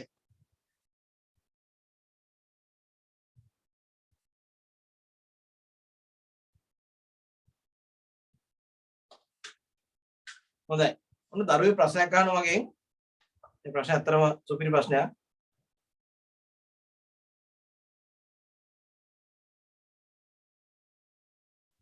සර් උෂ්ණත්වයේ අඩු නම් සංතෘප්ත බව වැඩිනේ.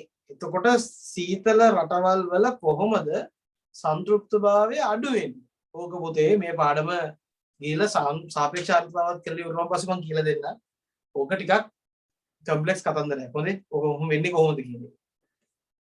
මේක තේරුම් ගන්න ඕන මේ මට්ටමේදී. නැත්තම් වැඩක් නැහැ. මේ පාඩම කරලා. අනිවාර්යෙන් තේරුම් ගන්න ඕන මම කියලා දෙන්න. දැනට මේ ටික පොඩ්ඩක් කරගෙන අපි ඊළඟ සමීකරණත් කරලා ඉවර කරමුකෝ. හරි. මොකද මේ තුෂාරංගේ වායුගුණ නිරපේක්ෂ ආර්ද්‍රතාවම තීරණය වෙන්නේ. හරි පුතේ. හොඳයි.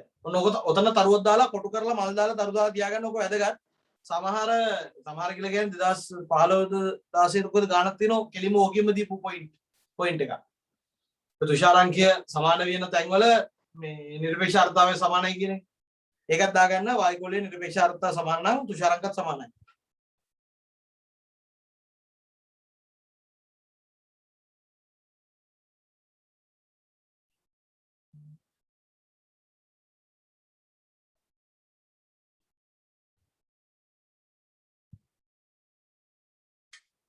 හරි.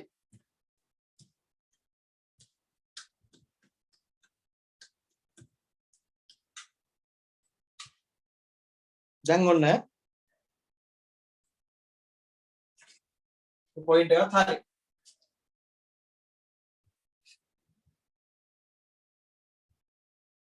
ඔන්න දැන් අපිට එනවා අර තුෂාර මේ නිරපේක්ෂ ආර්ද්‍රතාවයේ තියෙන අඩුපාඩුවක් හරිගස්සගෙන. දැන් අපේ කරලියට එනවා පුතේ. කවුද? සාපේක්ෂ ආර්ද්‍රතාවය. අපේ කරලියට කවුද එන්නේ? සාපේක්ෂ ආර්ද්‍රතාවය. මාතෘකාව යන්නේ සාපේක්ෂ ආර්ද්‍රතාවය.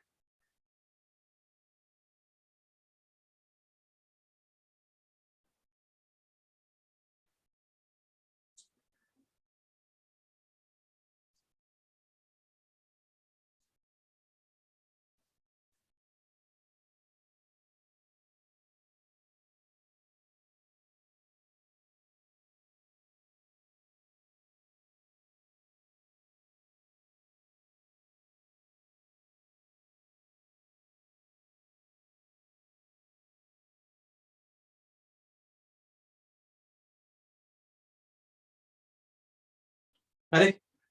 එහෙනම් පුතේ සාපේක්ෂ ආර්ද්‍රතාවය.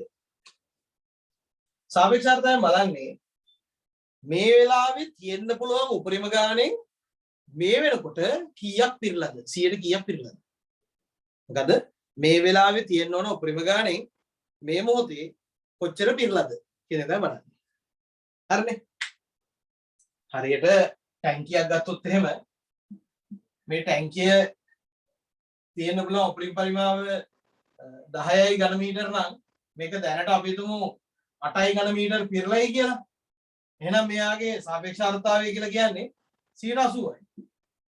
තියෙන්න පුළුවන් උපරිම ගාණේ මේ වෙනකොට කීයක් පිරලාද කියන එක තමයි පුතේ බලන්නේ. සරලව ගත්තොත් ඔක තමයි අර්ථය. ලියන්න.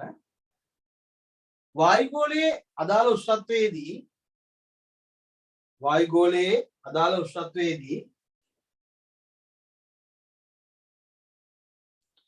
පැවතිය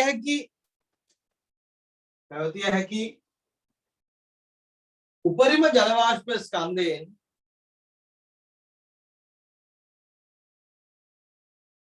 මේ වන විට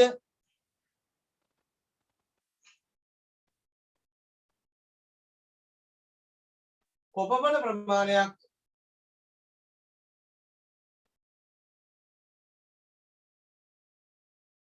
පිරී ඇතිදැයි ඉදිරිපත් කිරීම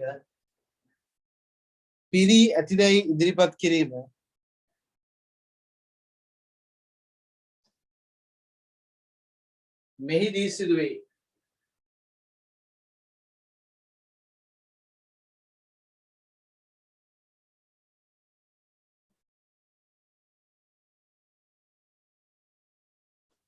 දැන් අපි සාපේක්ෂ ආර්ද්‍රතාව සමීකරණයෙන් ලියුවොත් එහෙම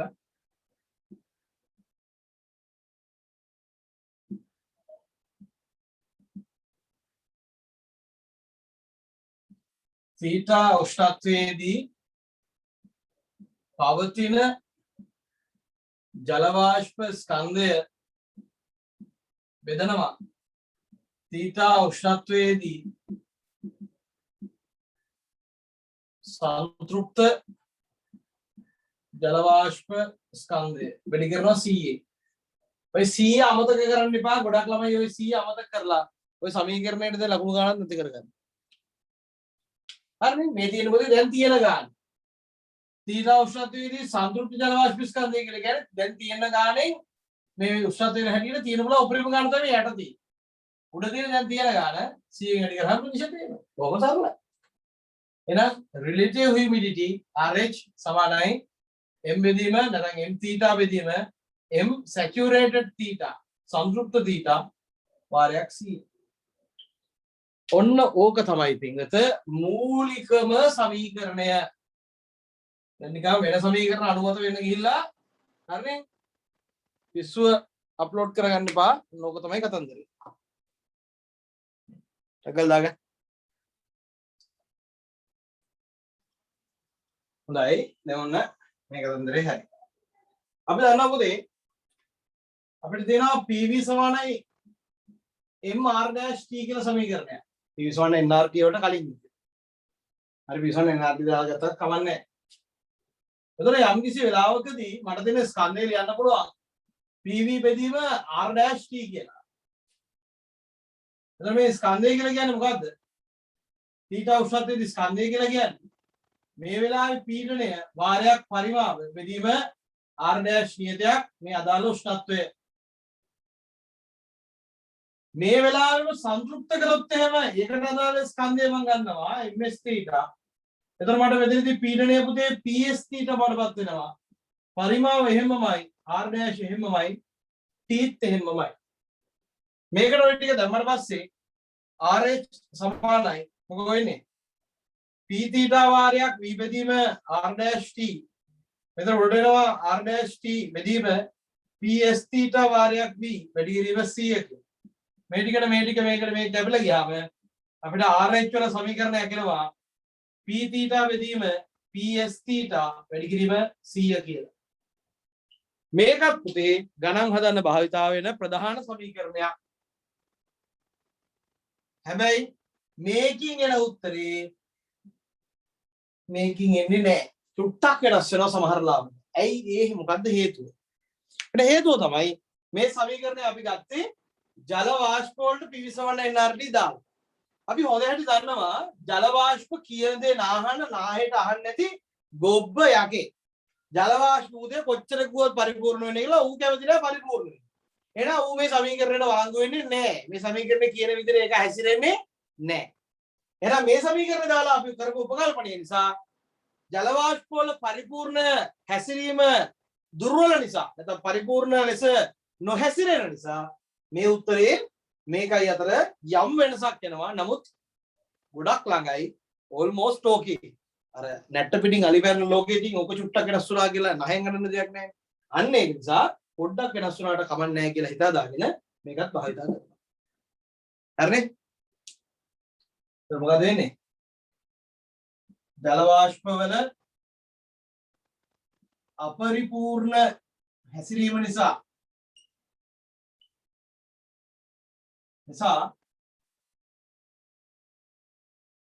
ස්කන්ධ සමීකරණය අසමානයි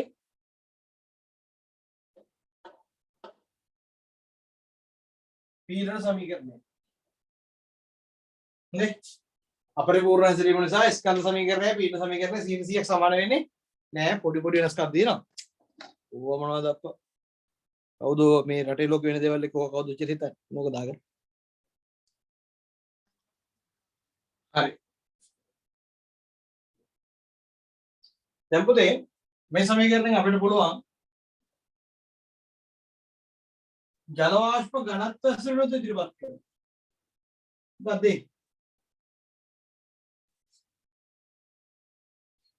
මේ ප්‍රධාන සමීකරණය පාවිච්චි කරලා පුළුවන් ඝනත්ව සුළුෙන් ඉදිරිපත් කරන්න.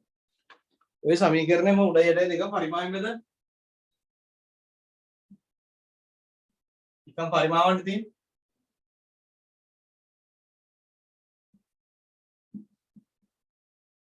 මේ කවුද? මේ කවුද? තීතා උෂ්ණත්වයේදී ජල වාෂ්ප ඝනත්වය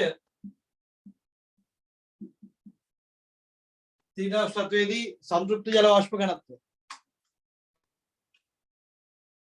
මේකත් භාවිතාවෙන් සමීකරණය මේකනොත් MCQ වෙනවා. ඝනත්වයයි නිරපේක්ෂ ආර්ද්‍රතාවයත් සමානයි. එහෙනම් අපිට පුළුවන් ආයි මේකම ඉදිරිපත් කරන්න කොහොමද? RH සමානයි H θ බෙදීම H θ වැඩි කිරීම CA. ඝනත්වයයි සාපේක්ෂ නිරපේක්ෂ ආර්ද්‍රතාවය සමානයි. ඒක නිසා ඝනත්වය වෙනකොට සාපේක්ෂ නිරපේක්ෂ ආර්ද්‍රතාවය දාලා සාපේක්ෂ ආර්ද්‍රතාවය ඉදිරිපත් කරන්න පුළුවන්. H θ බෙදීම HS θ. පටලෙසි. ගණන් අහලා පොඩ අමාරුවක් තියෙනවා. නැත්නම් තියරි ටික තේරුම් ගන්න කියලා.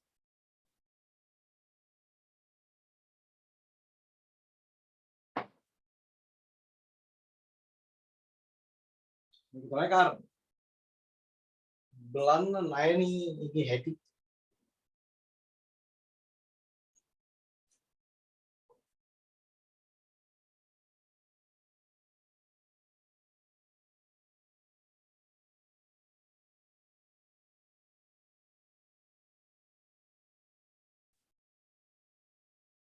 right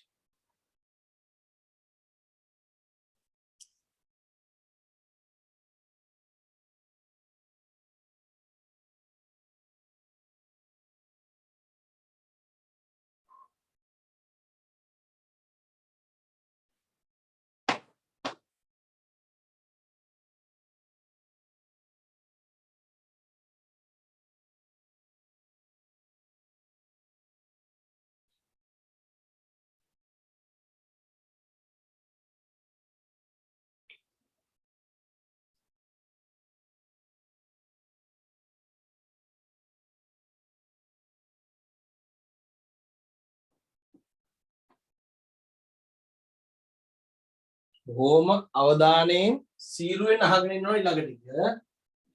ඒක වැදගත්.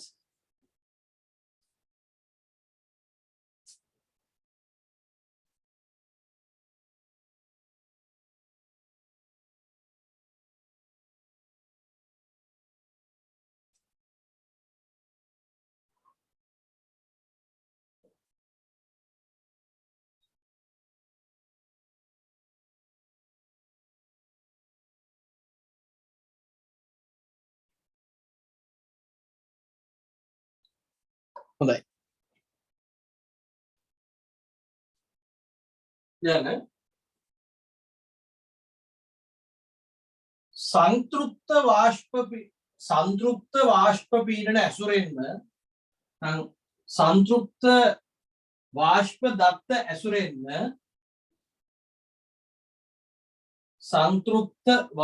දත්ත ඇසුරෙන්ම සාපේක්ෂ ආර්ද්‍රතාවය ඉදිරිපත් කළ හැකියි. මොකද ඒ ගුණවර්ගය? දැන් මෙන්න මේක ගත්තට පස්සේ පුතේ RH සමානයි මේ සමීකරණය ඇතුලේ සංතෘප්ත දත්තයකට තිබ්බේ මෙන්න මෙයා විතරනේ. සංතෘප්ත අදාළ උෂ්ණත්වයේදී සංතෘප්ත ජල වාෂ්ප ස්කන්ධය. මෙයා සංතෘප්ත නැහැ පුතේ. මෙයා අසන්තෘප්තයි. ඉතින් මේ සමීකරණය 100%ක් සංතෘප්ත දත්ත ඇසුරෙන් ඉදිරිපත් කරපු එකක් නෙමෙයි. නමුත් අපිට පුළුවන් සාපේක්ෂ ආර්ද්‍රතාවය සංතෘප්ත දත්ත ඇසුරෙන් ඉදිරිපත් කරන්න. ඒකට ගන්න පොඩි පොයින්ට් එක තමයි ඒකට අපි පාවිච්චි කරන තර්කය තමයි තුෂාරංකය. දැන් අපේ රූපසරණයෙන් ඉන්නේ බැලුවොත් එහෙම වායුගෝලයක් තියෙනවා අසන්තෘප්තයි. එයාගේ තියෙනවා M0 කියලා ස්කන්ධයක්. මෙයාව අරගෙන ගිහිල්ලා මෙයා θ1 වල ඉන්නේ. දැන් කියලා M0 කියලා ගමුකෝ. මෙයාව උෂ්ණත්වය අඩු කරන් ගිහිල්ලා මොකද වෙන්නේ?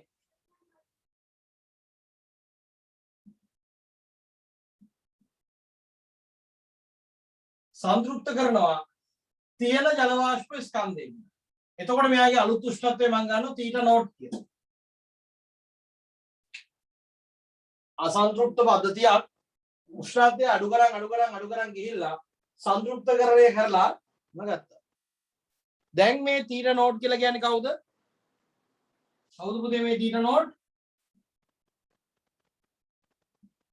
තුෂාර අංකය. එයා තමයි දැන් තුෂාරාංකය.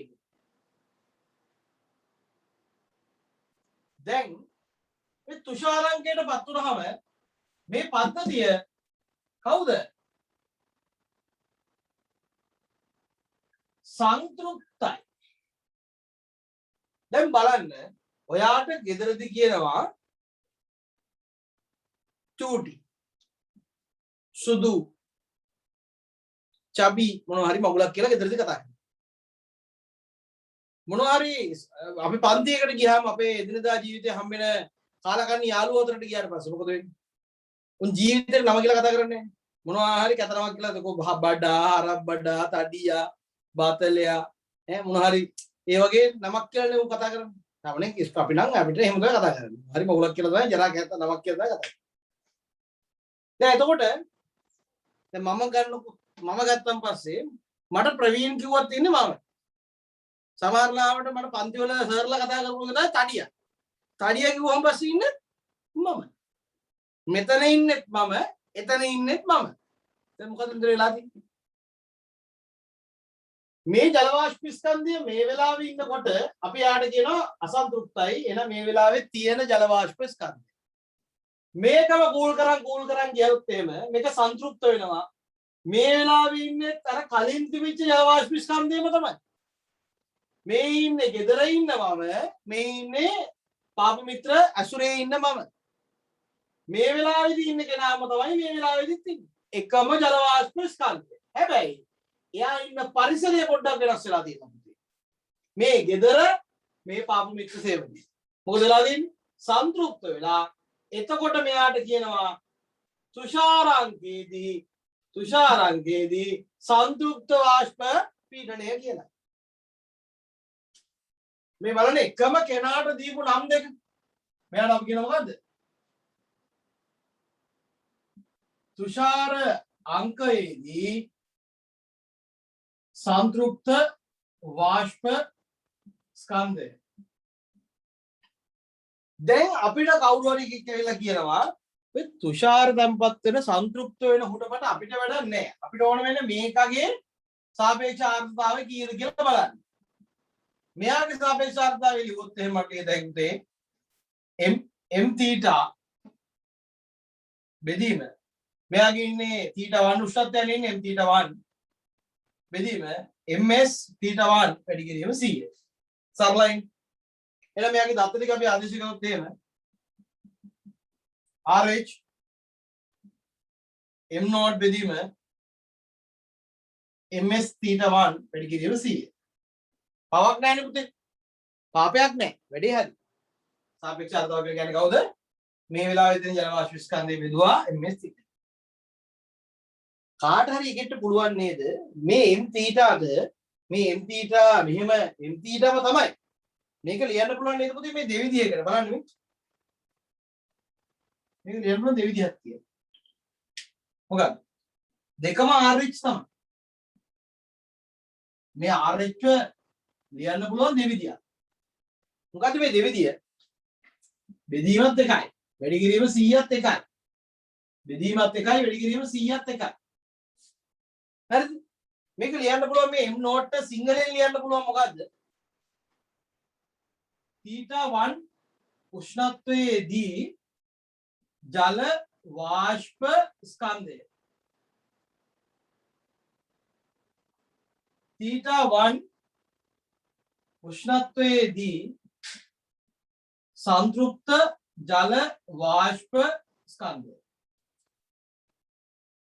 අපිට ඕන නම් මෙන්න මේ දත්තේ පාවිච්චි කරලා මෙන්න මේකව පාවිච්චි කරලා ලියන්න පුළුවන්.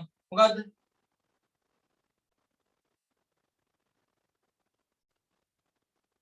θ නෝට් තුෂාර අංකයේදී සංතෘප්ත ජල වාෂ්ප ස්කන්ධය බෙදනවා θ1 උෂ්ණත්වයේදී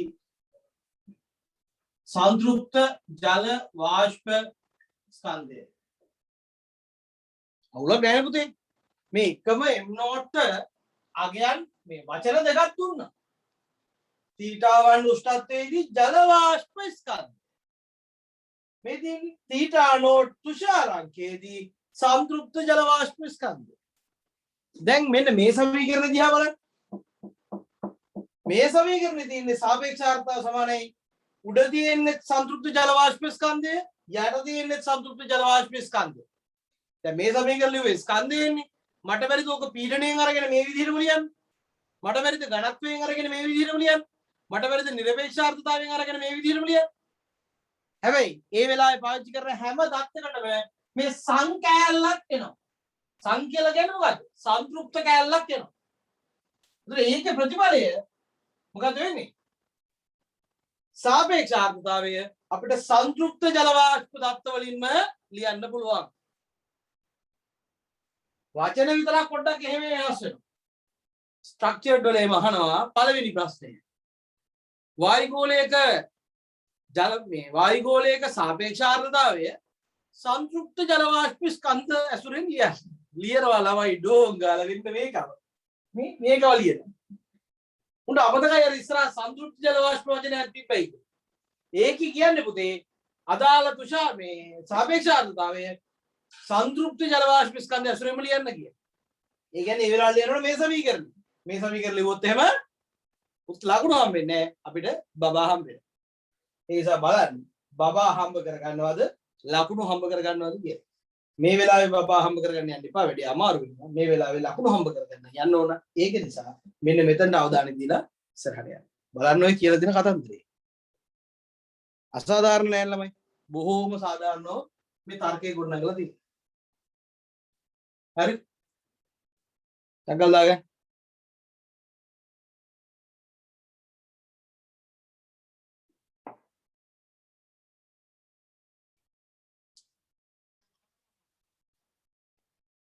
සමහරවිට පැහැදිලිව පේන එකක් නෑ පුතේ. මෙතන සමීකරණ දෙක තමයි වැදගත්. මොනවද දෙක බලන්න හරියටම තියනවාද කියලා සංජා ඔය ටික හරියට තියනවාද කියලා බලන්න.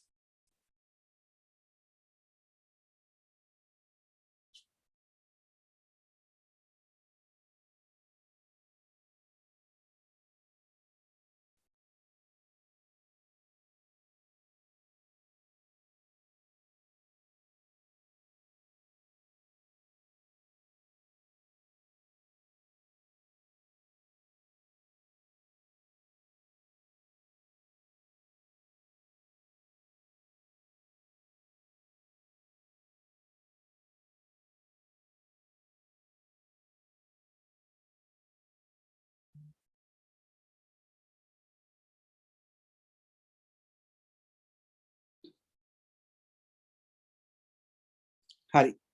ලියන්න. ඉහත පරිදි ස්කන්ධය පමණක් නොව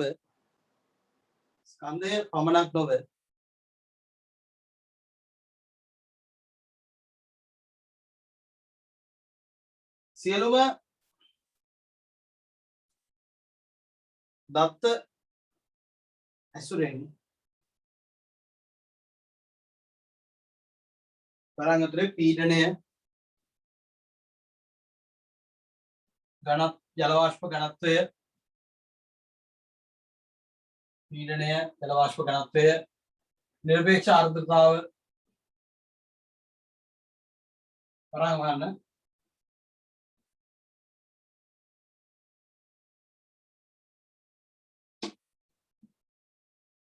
RH ඉදිරිපත් කළ හැකි සාපේක්ෂ ආර්ද්‍රතාව ඉදිරිපත් කළ හැකි.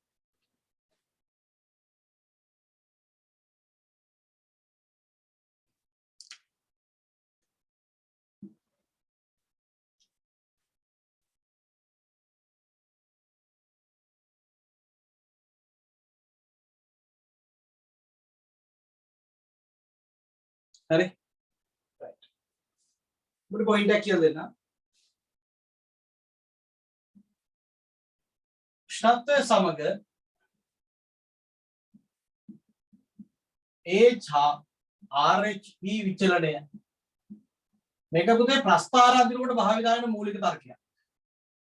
උෂ්ණත්වය සමග නිරපේක්ෂ ආර්ද්‍රතාවයේ සාපේක්ෂ ආර්ද්‍රතාවයේ විචලනය. අපි මුලින්ම හිතමු අසන්තෘප්ත පද්ධතියක් තියෙනවා මෙයාගේ ජල වාෂ්ප ස්කන්ධය M. මේ පැත්තට උෂ්ණත්වය වැඩි කරනවා. මේ පැත්තට උෂ්ණත්වය අඩු කරනවා. උෂ්ණත්වය වැඩි කරොත් මොකද වෙන්නේ මේ මෙතනින් යන්නේ? අපි මුලින්ම කතා කරන්නේ AH කියන හොඳේ. AH සමානයි කවුද? ස්කන්ධය බෙදීම AH සමානයි කවුද? ස්කන්ධය බෙදීම පරිමාව. RH කියලා කියන්නේ කවුද? M බෙදීම ms theta වැඩි කිරීම 100. අනේ HRH පැත්තකින් ලිව්වා. දැන් පුතේ උෂ්ණත්වය වැඩි කරද්දී අපි AH සැලකුවොතින් එහෙම මොකද වෙන්නේ? AH සැලකුවොතින් එහෙම උෂ්ණත්වය වැඩි කරා කියලා ස්කන්ධයේ වෙනසක් වෙනවද? නැහැ. පරිමාණ වෙනසක් වෙනවද? මේක සංකෘත පද්ධතියක් නම් පරිමාණ වෙනසකුත් වෙන්නේ නැහැ. එහෙනම් AH කියන එක නා නියතයි. RH කියන එක නා මොකද වෙන්නේ? RH කියන එක නා මොකද වෙන්නේ? RH කතන්දරයක් තියෙනවා m බෙදීම ms theta වැඩි කිරීම 100. පුතේ පොඩි සිද්ධියක් තියෙනවා. මොකද්ද? උෂ්ණත්වය වැඩි කරනකොට m නියතයි. නමුත් ms theta වැඩි වෙනවා. ඒක නිසා මොකද වෙන්නේ? RH අඩු වෙනවා. බලන්න කී පොතන්දරේ AH නියතයි. RH සමානයි මෙන්න සමීකරණය. ස්කන්ධය නියතයි වෙනසක් වෙන්නේ නැහැ. නමුත් ms theta වැඩි වෙනවා. මොකද්ද ms theta කතාව? ms theta කියලා කියන්නේ පුතේ අදාළ උෂ්ණත්වයේදී සංතෘප්ත ජල වාෂ්ප ස්කන්ධය. සංතෘප්ත ජල වාෂ්ප ස්කන්ධය උෂ්ණත්වය වැඩි වෙන විට වැඩි වෙනවලු. කොහොමද ඒක වෙන්නේ? වායු ගෝලයක් සංතෘප්ත වෙනවා කියලා කියන්නේ ජල වාෂ්ප වලට බන්ධන හදා ගන්න තරම් ප්‍රමාණවත් ලංවීමක් සිදු වෙනවා හැකියාවක් ඇති වෙනවා කියන එක. එතන මේ වායු ගෝලයේ උෂ්ණත්වය වැඩි කරොත් එහෙනම් මොකද වෙන්නේ? ජල වාෂ්ප වල චාලක ශක්තිය තව වැඩි වෙනවා. එතකොට අපිට තව පොඩ්ඩක් ජල වාෂ්ප එකතු කරන්න පුළුවන් සංතෘප්තකරණය කරන්න. තව උෂ්ණත්වය වැඩි කරනවා. ජල වාෂ්ප වල තව දැඟලිල්ල වැඩි වෙනවා. තව බන්ධන හදා ගන්න බැරි වෙනවා. අපිට පුළුවන් තවත් ජල වාෂ්ප ස්කන්ධයක් එකතු කරලා තවත් මේක ඉස්සරහට අරගෙන යන්න. මොකද ඒ උෂ්ණත්වය වැඩි කරන්න බන්ධන සාදා ගැනීම දුර්වල වෙනකොට එයාව සංතෘප්ත වෙන ජල වාෂ්ප ස්කන්ධය එන්නේ වැඩි වෙනවා. එහෙනම් ඒකේ ප්‍රතිඵලයක් විදිහට සරලව මතක තියාගන්න. ස්කන්ධ උෂ්ණත්වය වැඩි කරනකොට සංතෘප්ත ජල වාෂ්ප ස්කන්ධය වැඩි වෙනවා. ඒකේ ප්‍රතිඵලයක් විදිහට RH අඩු වෙනවා. එහෙම නැත්නම් වායු ගෝලය අසන්තෘප්ත ගතිය වැඩි වෙනවා. මේ පැත්තට යද්දි මොකෝ වෙන්නේ? අසන්තෘප්ත ස්වභාවය වැඩි වෙනවා. හරිනේ? සාපේක්ෂතාවය ක්‍රමයෙන් අඩු වෙනකොට අසන්තෘප්ත ස්වභාවය ක්‍රමයෙන් වැඩි වෙනවා.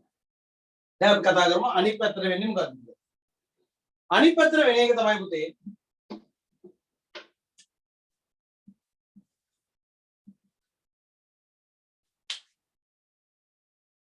මෙන්න මේ අනිත් පැත්තට අඩු කර කිරීම කියන කාරණේදී මම මේක තව ස්ටේජ් එකකට කඩා ගන්නවා.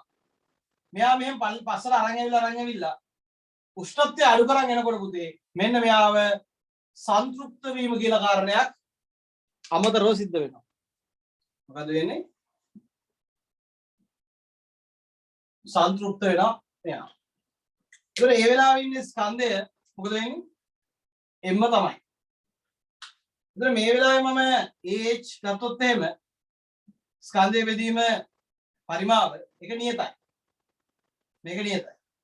එහෙනම් මෙතන ඉඳන් මෙතනට එනකම් මොකද වෙන්නේ? AH නියතයි.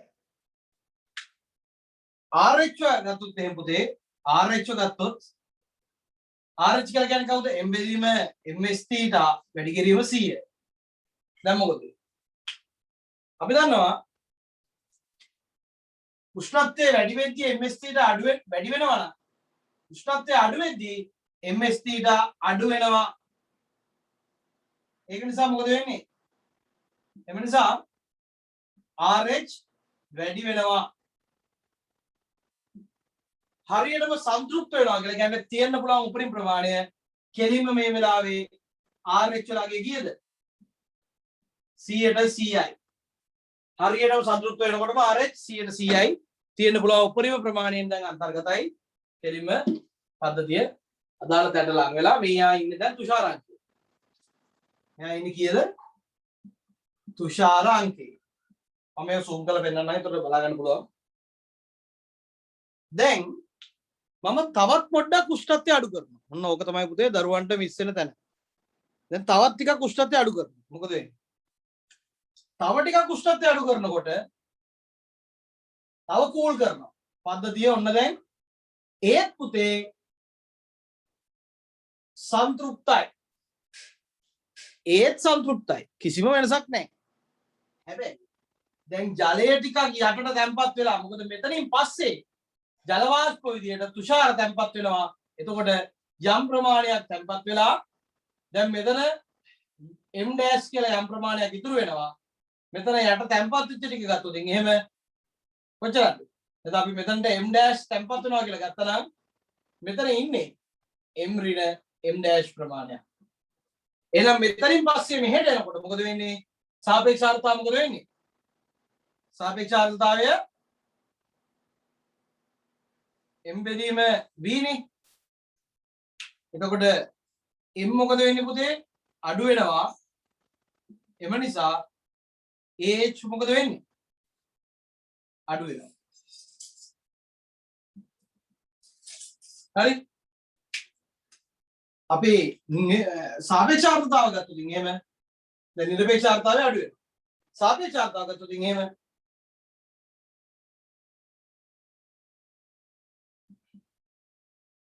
m ඍණ m dash බෙදීම ms θ වාරයක් ca. පුතේ මොකද වෙන්නේ?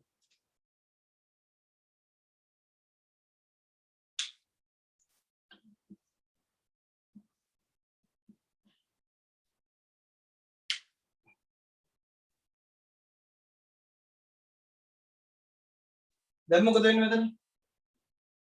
m ඍණ m dash ද අඩු වේ. ඊළඟට ms θ ද අඩු වේ. එතකොට මොකද වෙන්නේ? RH 100ට 100ම නියතව පවතී.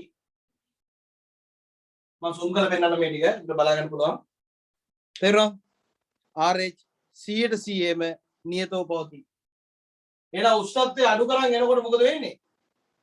සංතෘප්ත අවස්ථාවට එනකන් තුෂාරාංකය නියතව තියෙනවා. නිරපේක්ෂ ආර්ද්‍රතාවය නියතව තියෙනවා.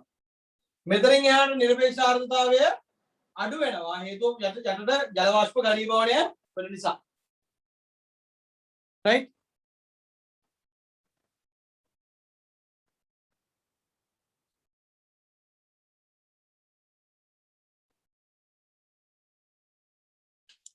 ඝනීභවන නිසා මොකද වෙන්නේ? ජල වාෂ්ප තැම්පත් වීමක් සිද්ධ වෙනවා. එතකොට නිරපේක්ෂ ආර්ද්‍රතාවය අඩු වෙනවා. සාපේක්ෂ ආර්ද්‍රතාවය මොකද වෙන්නේ?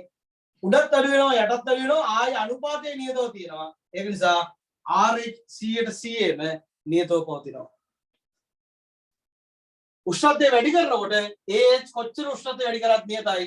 RH ක්‍රමක්‍රමයෙන් අඩු වෙනවා. ඔන්න ඔය පොයින්ට්ස් ටික හරියට ඔලුවට දාගන්න. ඔක මම තව ටිකකින් ප්‍රස්තාරකින් දෙන්නම් මේකෙන් පස්සේ.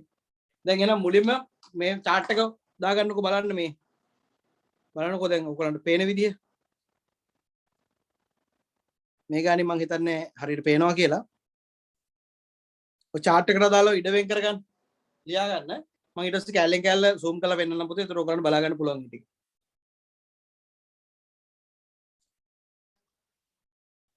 හරි දරුවනේ දැන් බලන්න මෙන්න මේ දාගත්තු කොටස දකුණු අත පැත්තේ ටිකේ අඩුපාඩුවක් නැති වෙයිද කියලා මං හිතනවා. දැන් zoom කරලා දෙන්නම් මේ වම් අත පැත්තේ උඩ ටික. හොඳයි.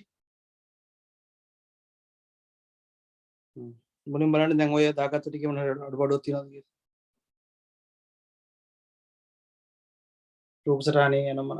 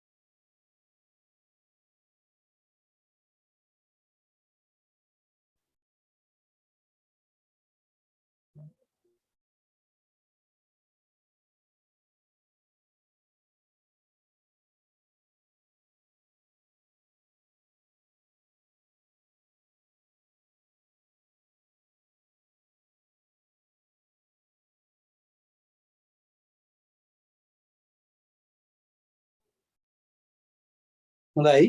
දැන් බලන්න යට ටික පේනවද කියලා බෝඩ් එකේ.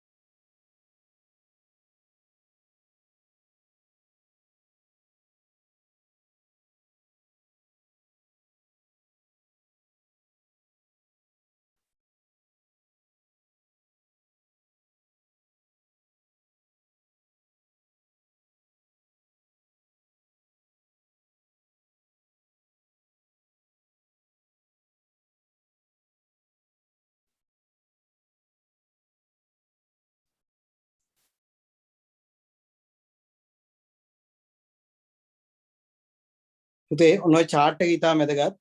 දැන් මම අඳින්නම් ඕකේ තියෙන කාරණේ.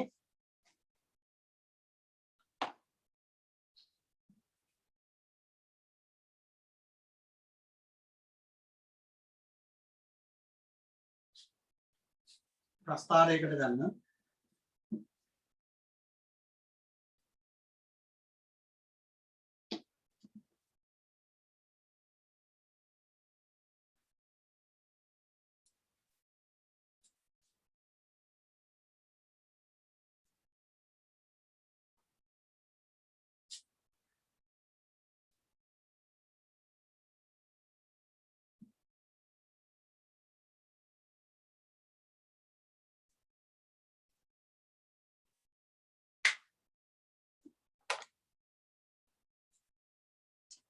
සාමාන්‍යයෙන් මේක කැමති දෙයකින් පටන් ගන්න පුළුවන් පුතේ කවුරු හරි වැඩි එක්කෙනෙක්ගෙන් පටන් ගන්න පුළුවන් ඒක අපිට අදාළ නැහැ. අපි හිතුව නිකන් සාපේක්ෂ ආර්ද්‍රතාවය වැඩි කියලා. උෂ්ණත්වය වැඩි කරනකොට සාපේක්ෂ ආර්ද්‍රතාව නියතව තිබිලා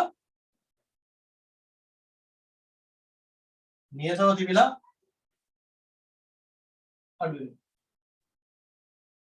නියතව තිබිලා අඩු වෙනවා. හරි. නිරපේක්ෂ ආර්ද්‍රතාව මොකද වෙන්නේ? උෂ්ණත්වය මෙහෙම කරනකොට වැඩි කරනකොට යම් අගයකින් පටන් අරගෙන ක්‍රමයෙන් වැඩි වෙලා හරියටම මෙන්න මේ කියන ලායිදී නියතව. නිල් පාටින් තියෙන්නේ H රතු පාටින් තියෙන්නේ RH. මේ අගේ 100ට 100ම තමයි තියෙන්නේ. හරි. මේ අගේ 100ට 100 නම් අඩු වෙනවා. මේ අගේ කීයකින් හරි වැඩි වෙලා නියත වෙනවා. හරියට මෙන්න මේ වැඩේ සිද්ධ වෙන උෂ්ණත්වය අපි කියන මොකද්ද? sorry. මෙන්න මේ අවස්ථාවට අපි කියනවා සංතෘප්ත අවස්ථාව කියලා. මේ දින හරියටම සංතෘප්ත අවස්ථාව. හරියටම සංතෘප්ත අවස්ථාවේදී තවදුරටත් උෂ්ණත්වය වැඩි කරනකොට මේක අඩු වෙනවා. සාපේක්ෂ නිරපේක්ෂ ආර්ද්‍රතාවය එතනින් පස්සේ දිගටම නියතව තියෙනවා. ඕක වෙන විදිය තමයි පුතේ කලින් රූප සටහනේ පැහැදිලිව දුන්නේ.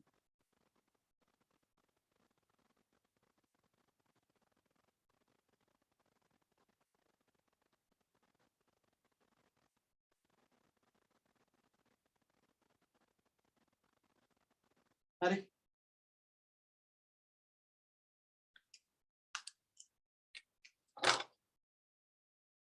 නෝක තමයි ප්‍රස්ථාරයේ පැහැදිලි කරගන්න. ඒ කියන්නේ ඔය දින මේ අපි ගත්ත උදාහරණේ හැටියට තමයි ඔය ඇඳලා තියෙන්නේ. හොඳේ. ගණන් වල තව උදාහරණ වෙනස් කරලා දෙන්න පුළුවන්. ඒතරෝ පටන් ගන්න තැන් වෙනස් වෙනවා. නමුත් විචලනය වීමේ තර්කය එකයි ඕනම අවස්ථාවකට. ඒ නිසා MCQ කරද්දී හිර වෙන්නේ නැතුව කරන්න පුළුවන් මේ පොයින්ට් එක ඔළුවේ තියෙනවා. ප්‍රශ්න දෙන්න පුතේ පරිමාවත් එක දෙන්න පුළුවන් උෂ්ණත්වය නැතුව. එහෙම ටිකක් ඇඹරෙන්න අම්බරානියා දෙන්න පුළුවන් ගණන්.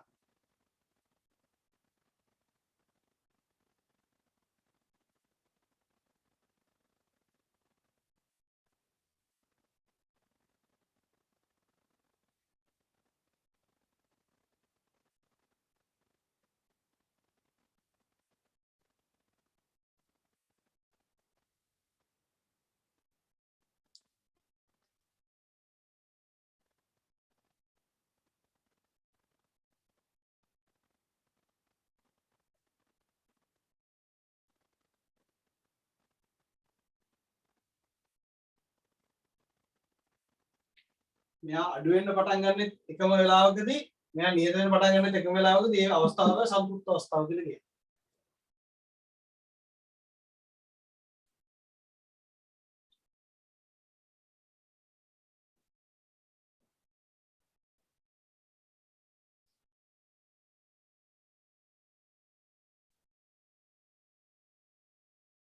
හරි.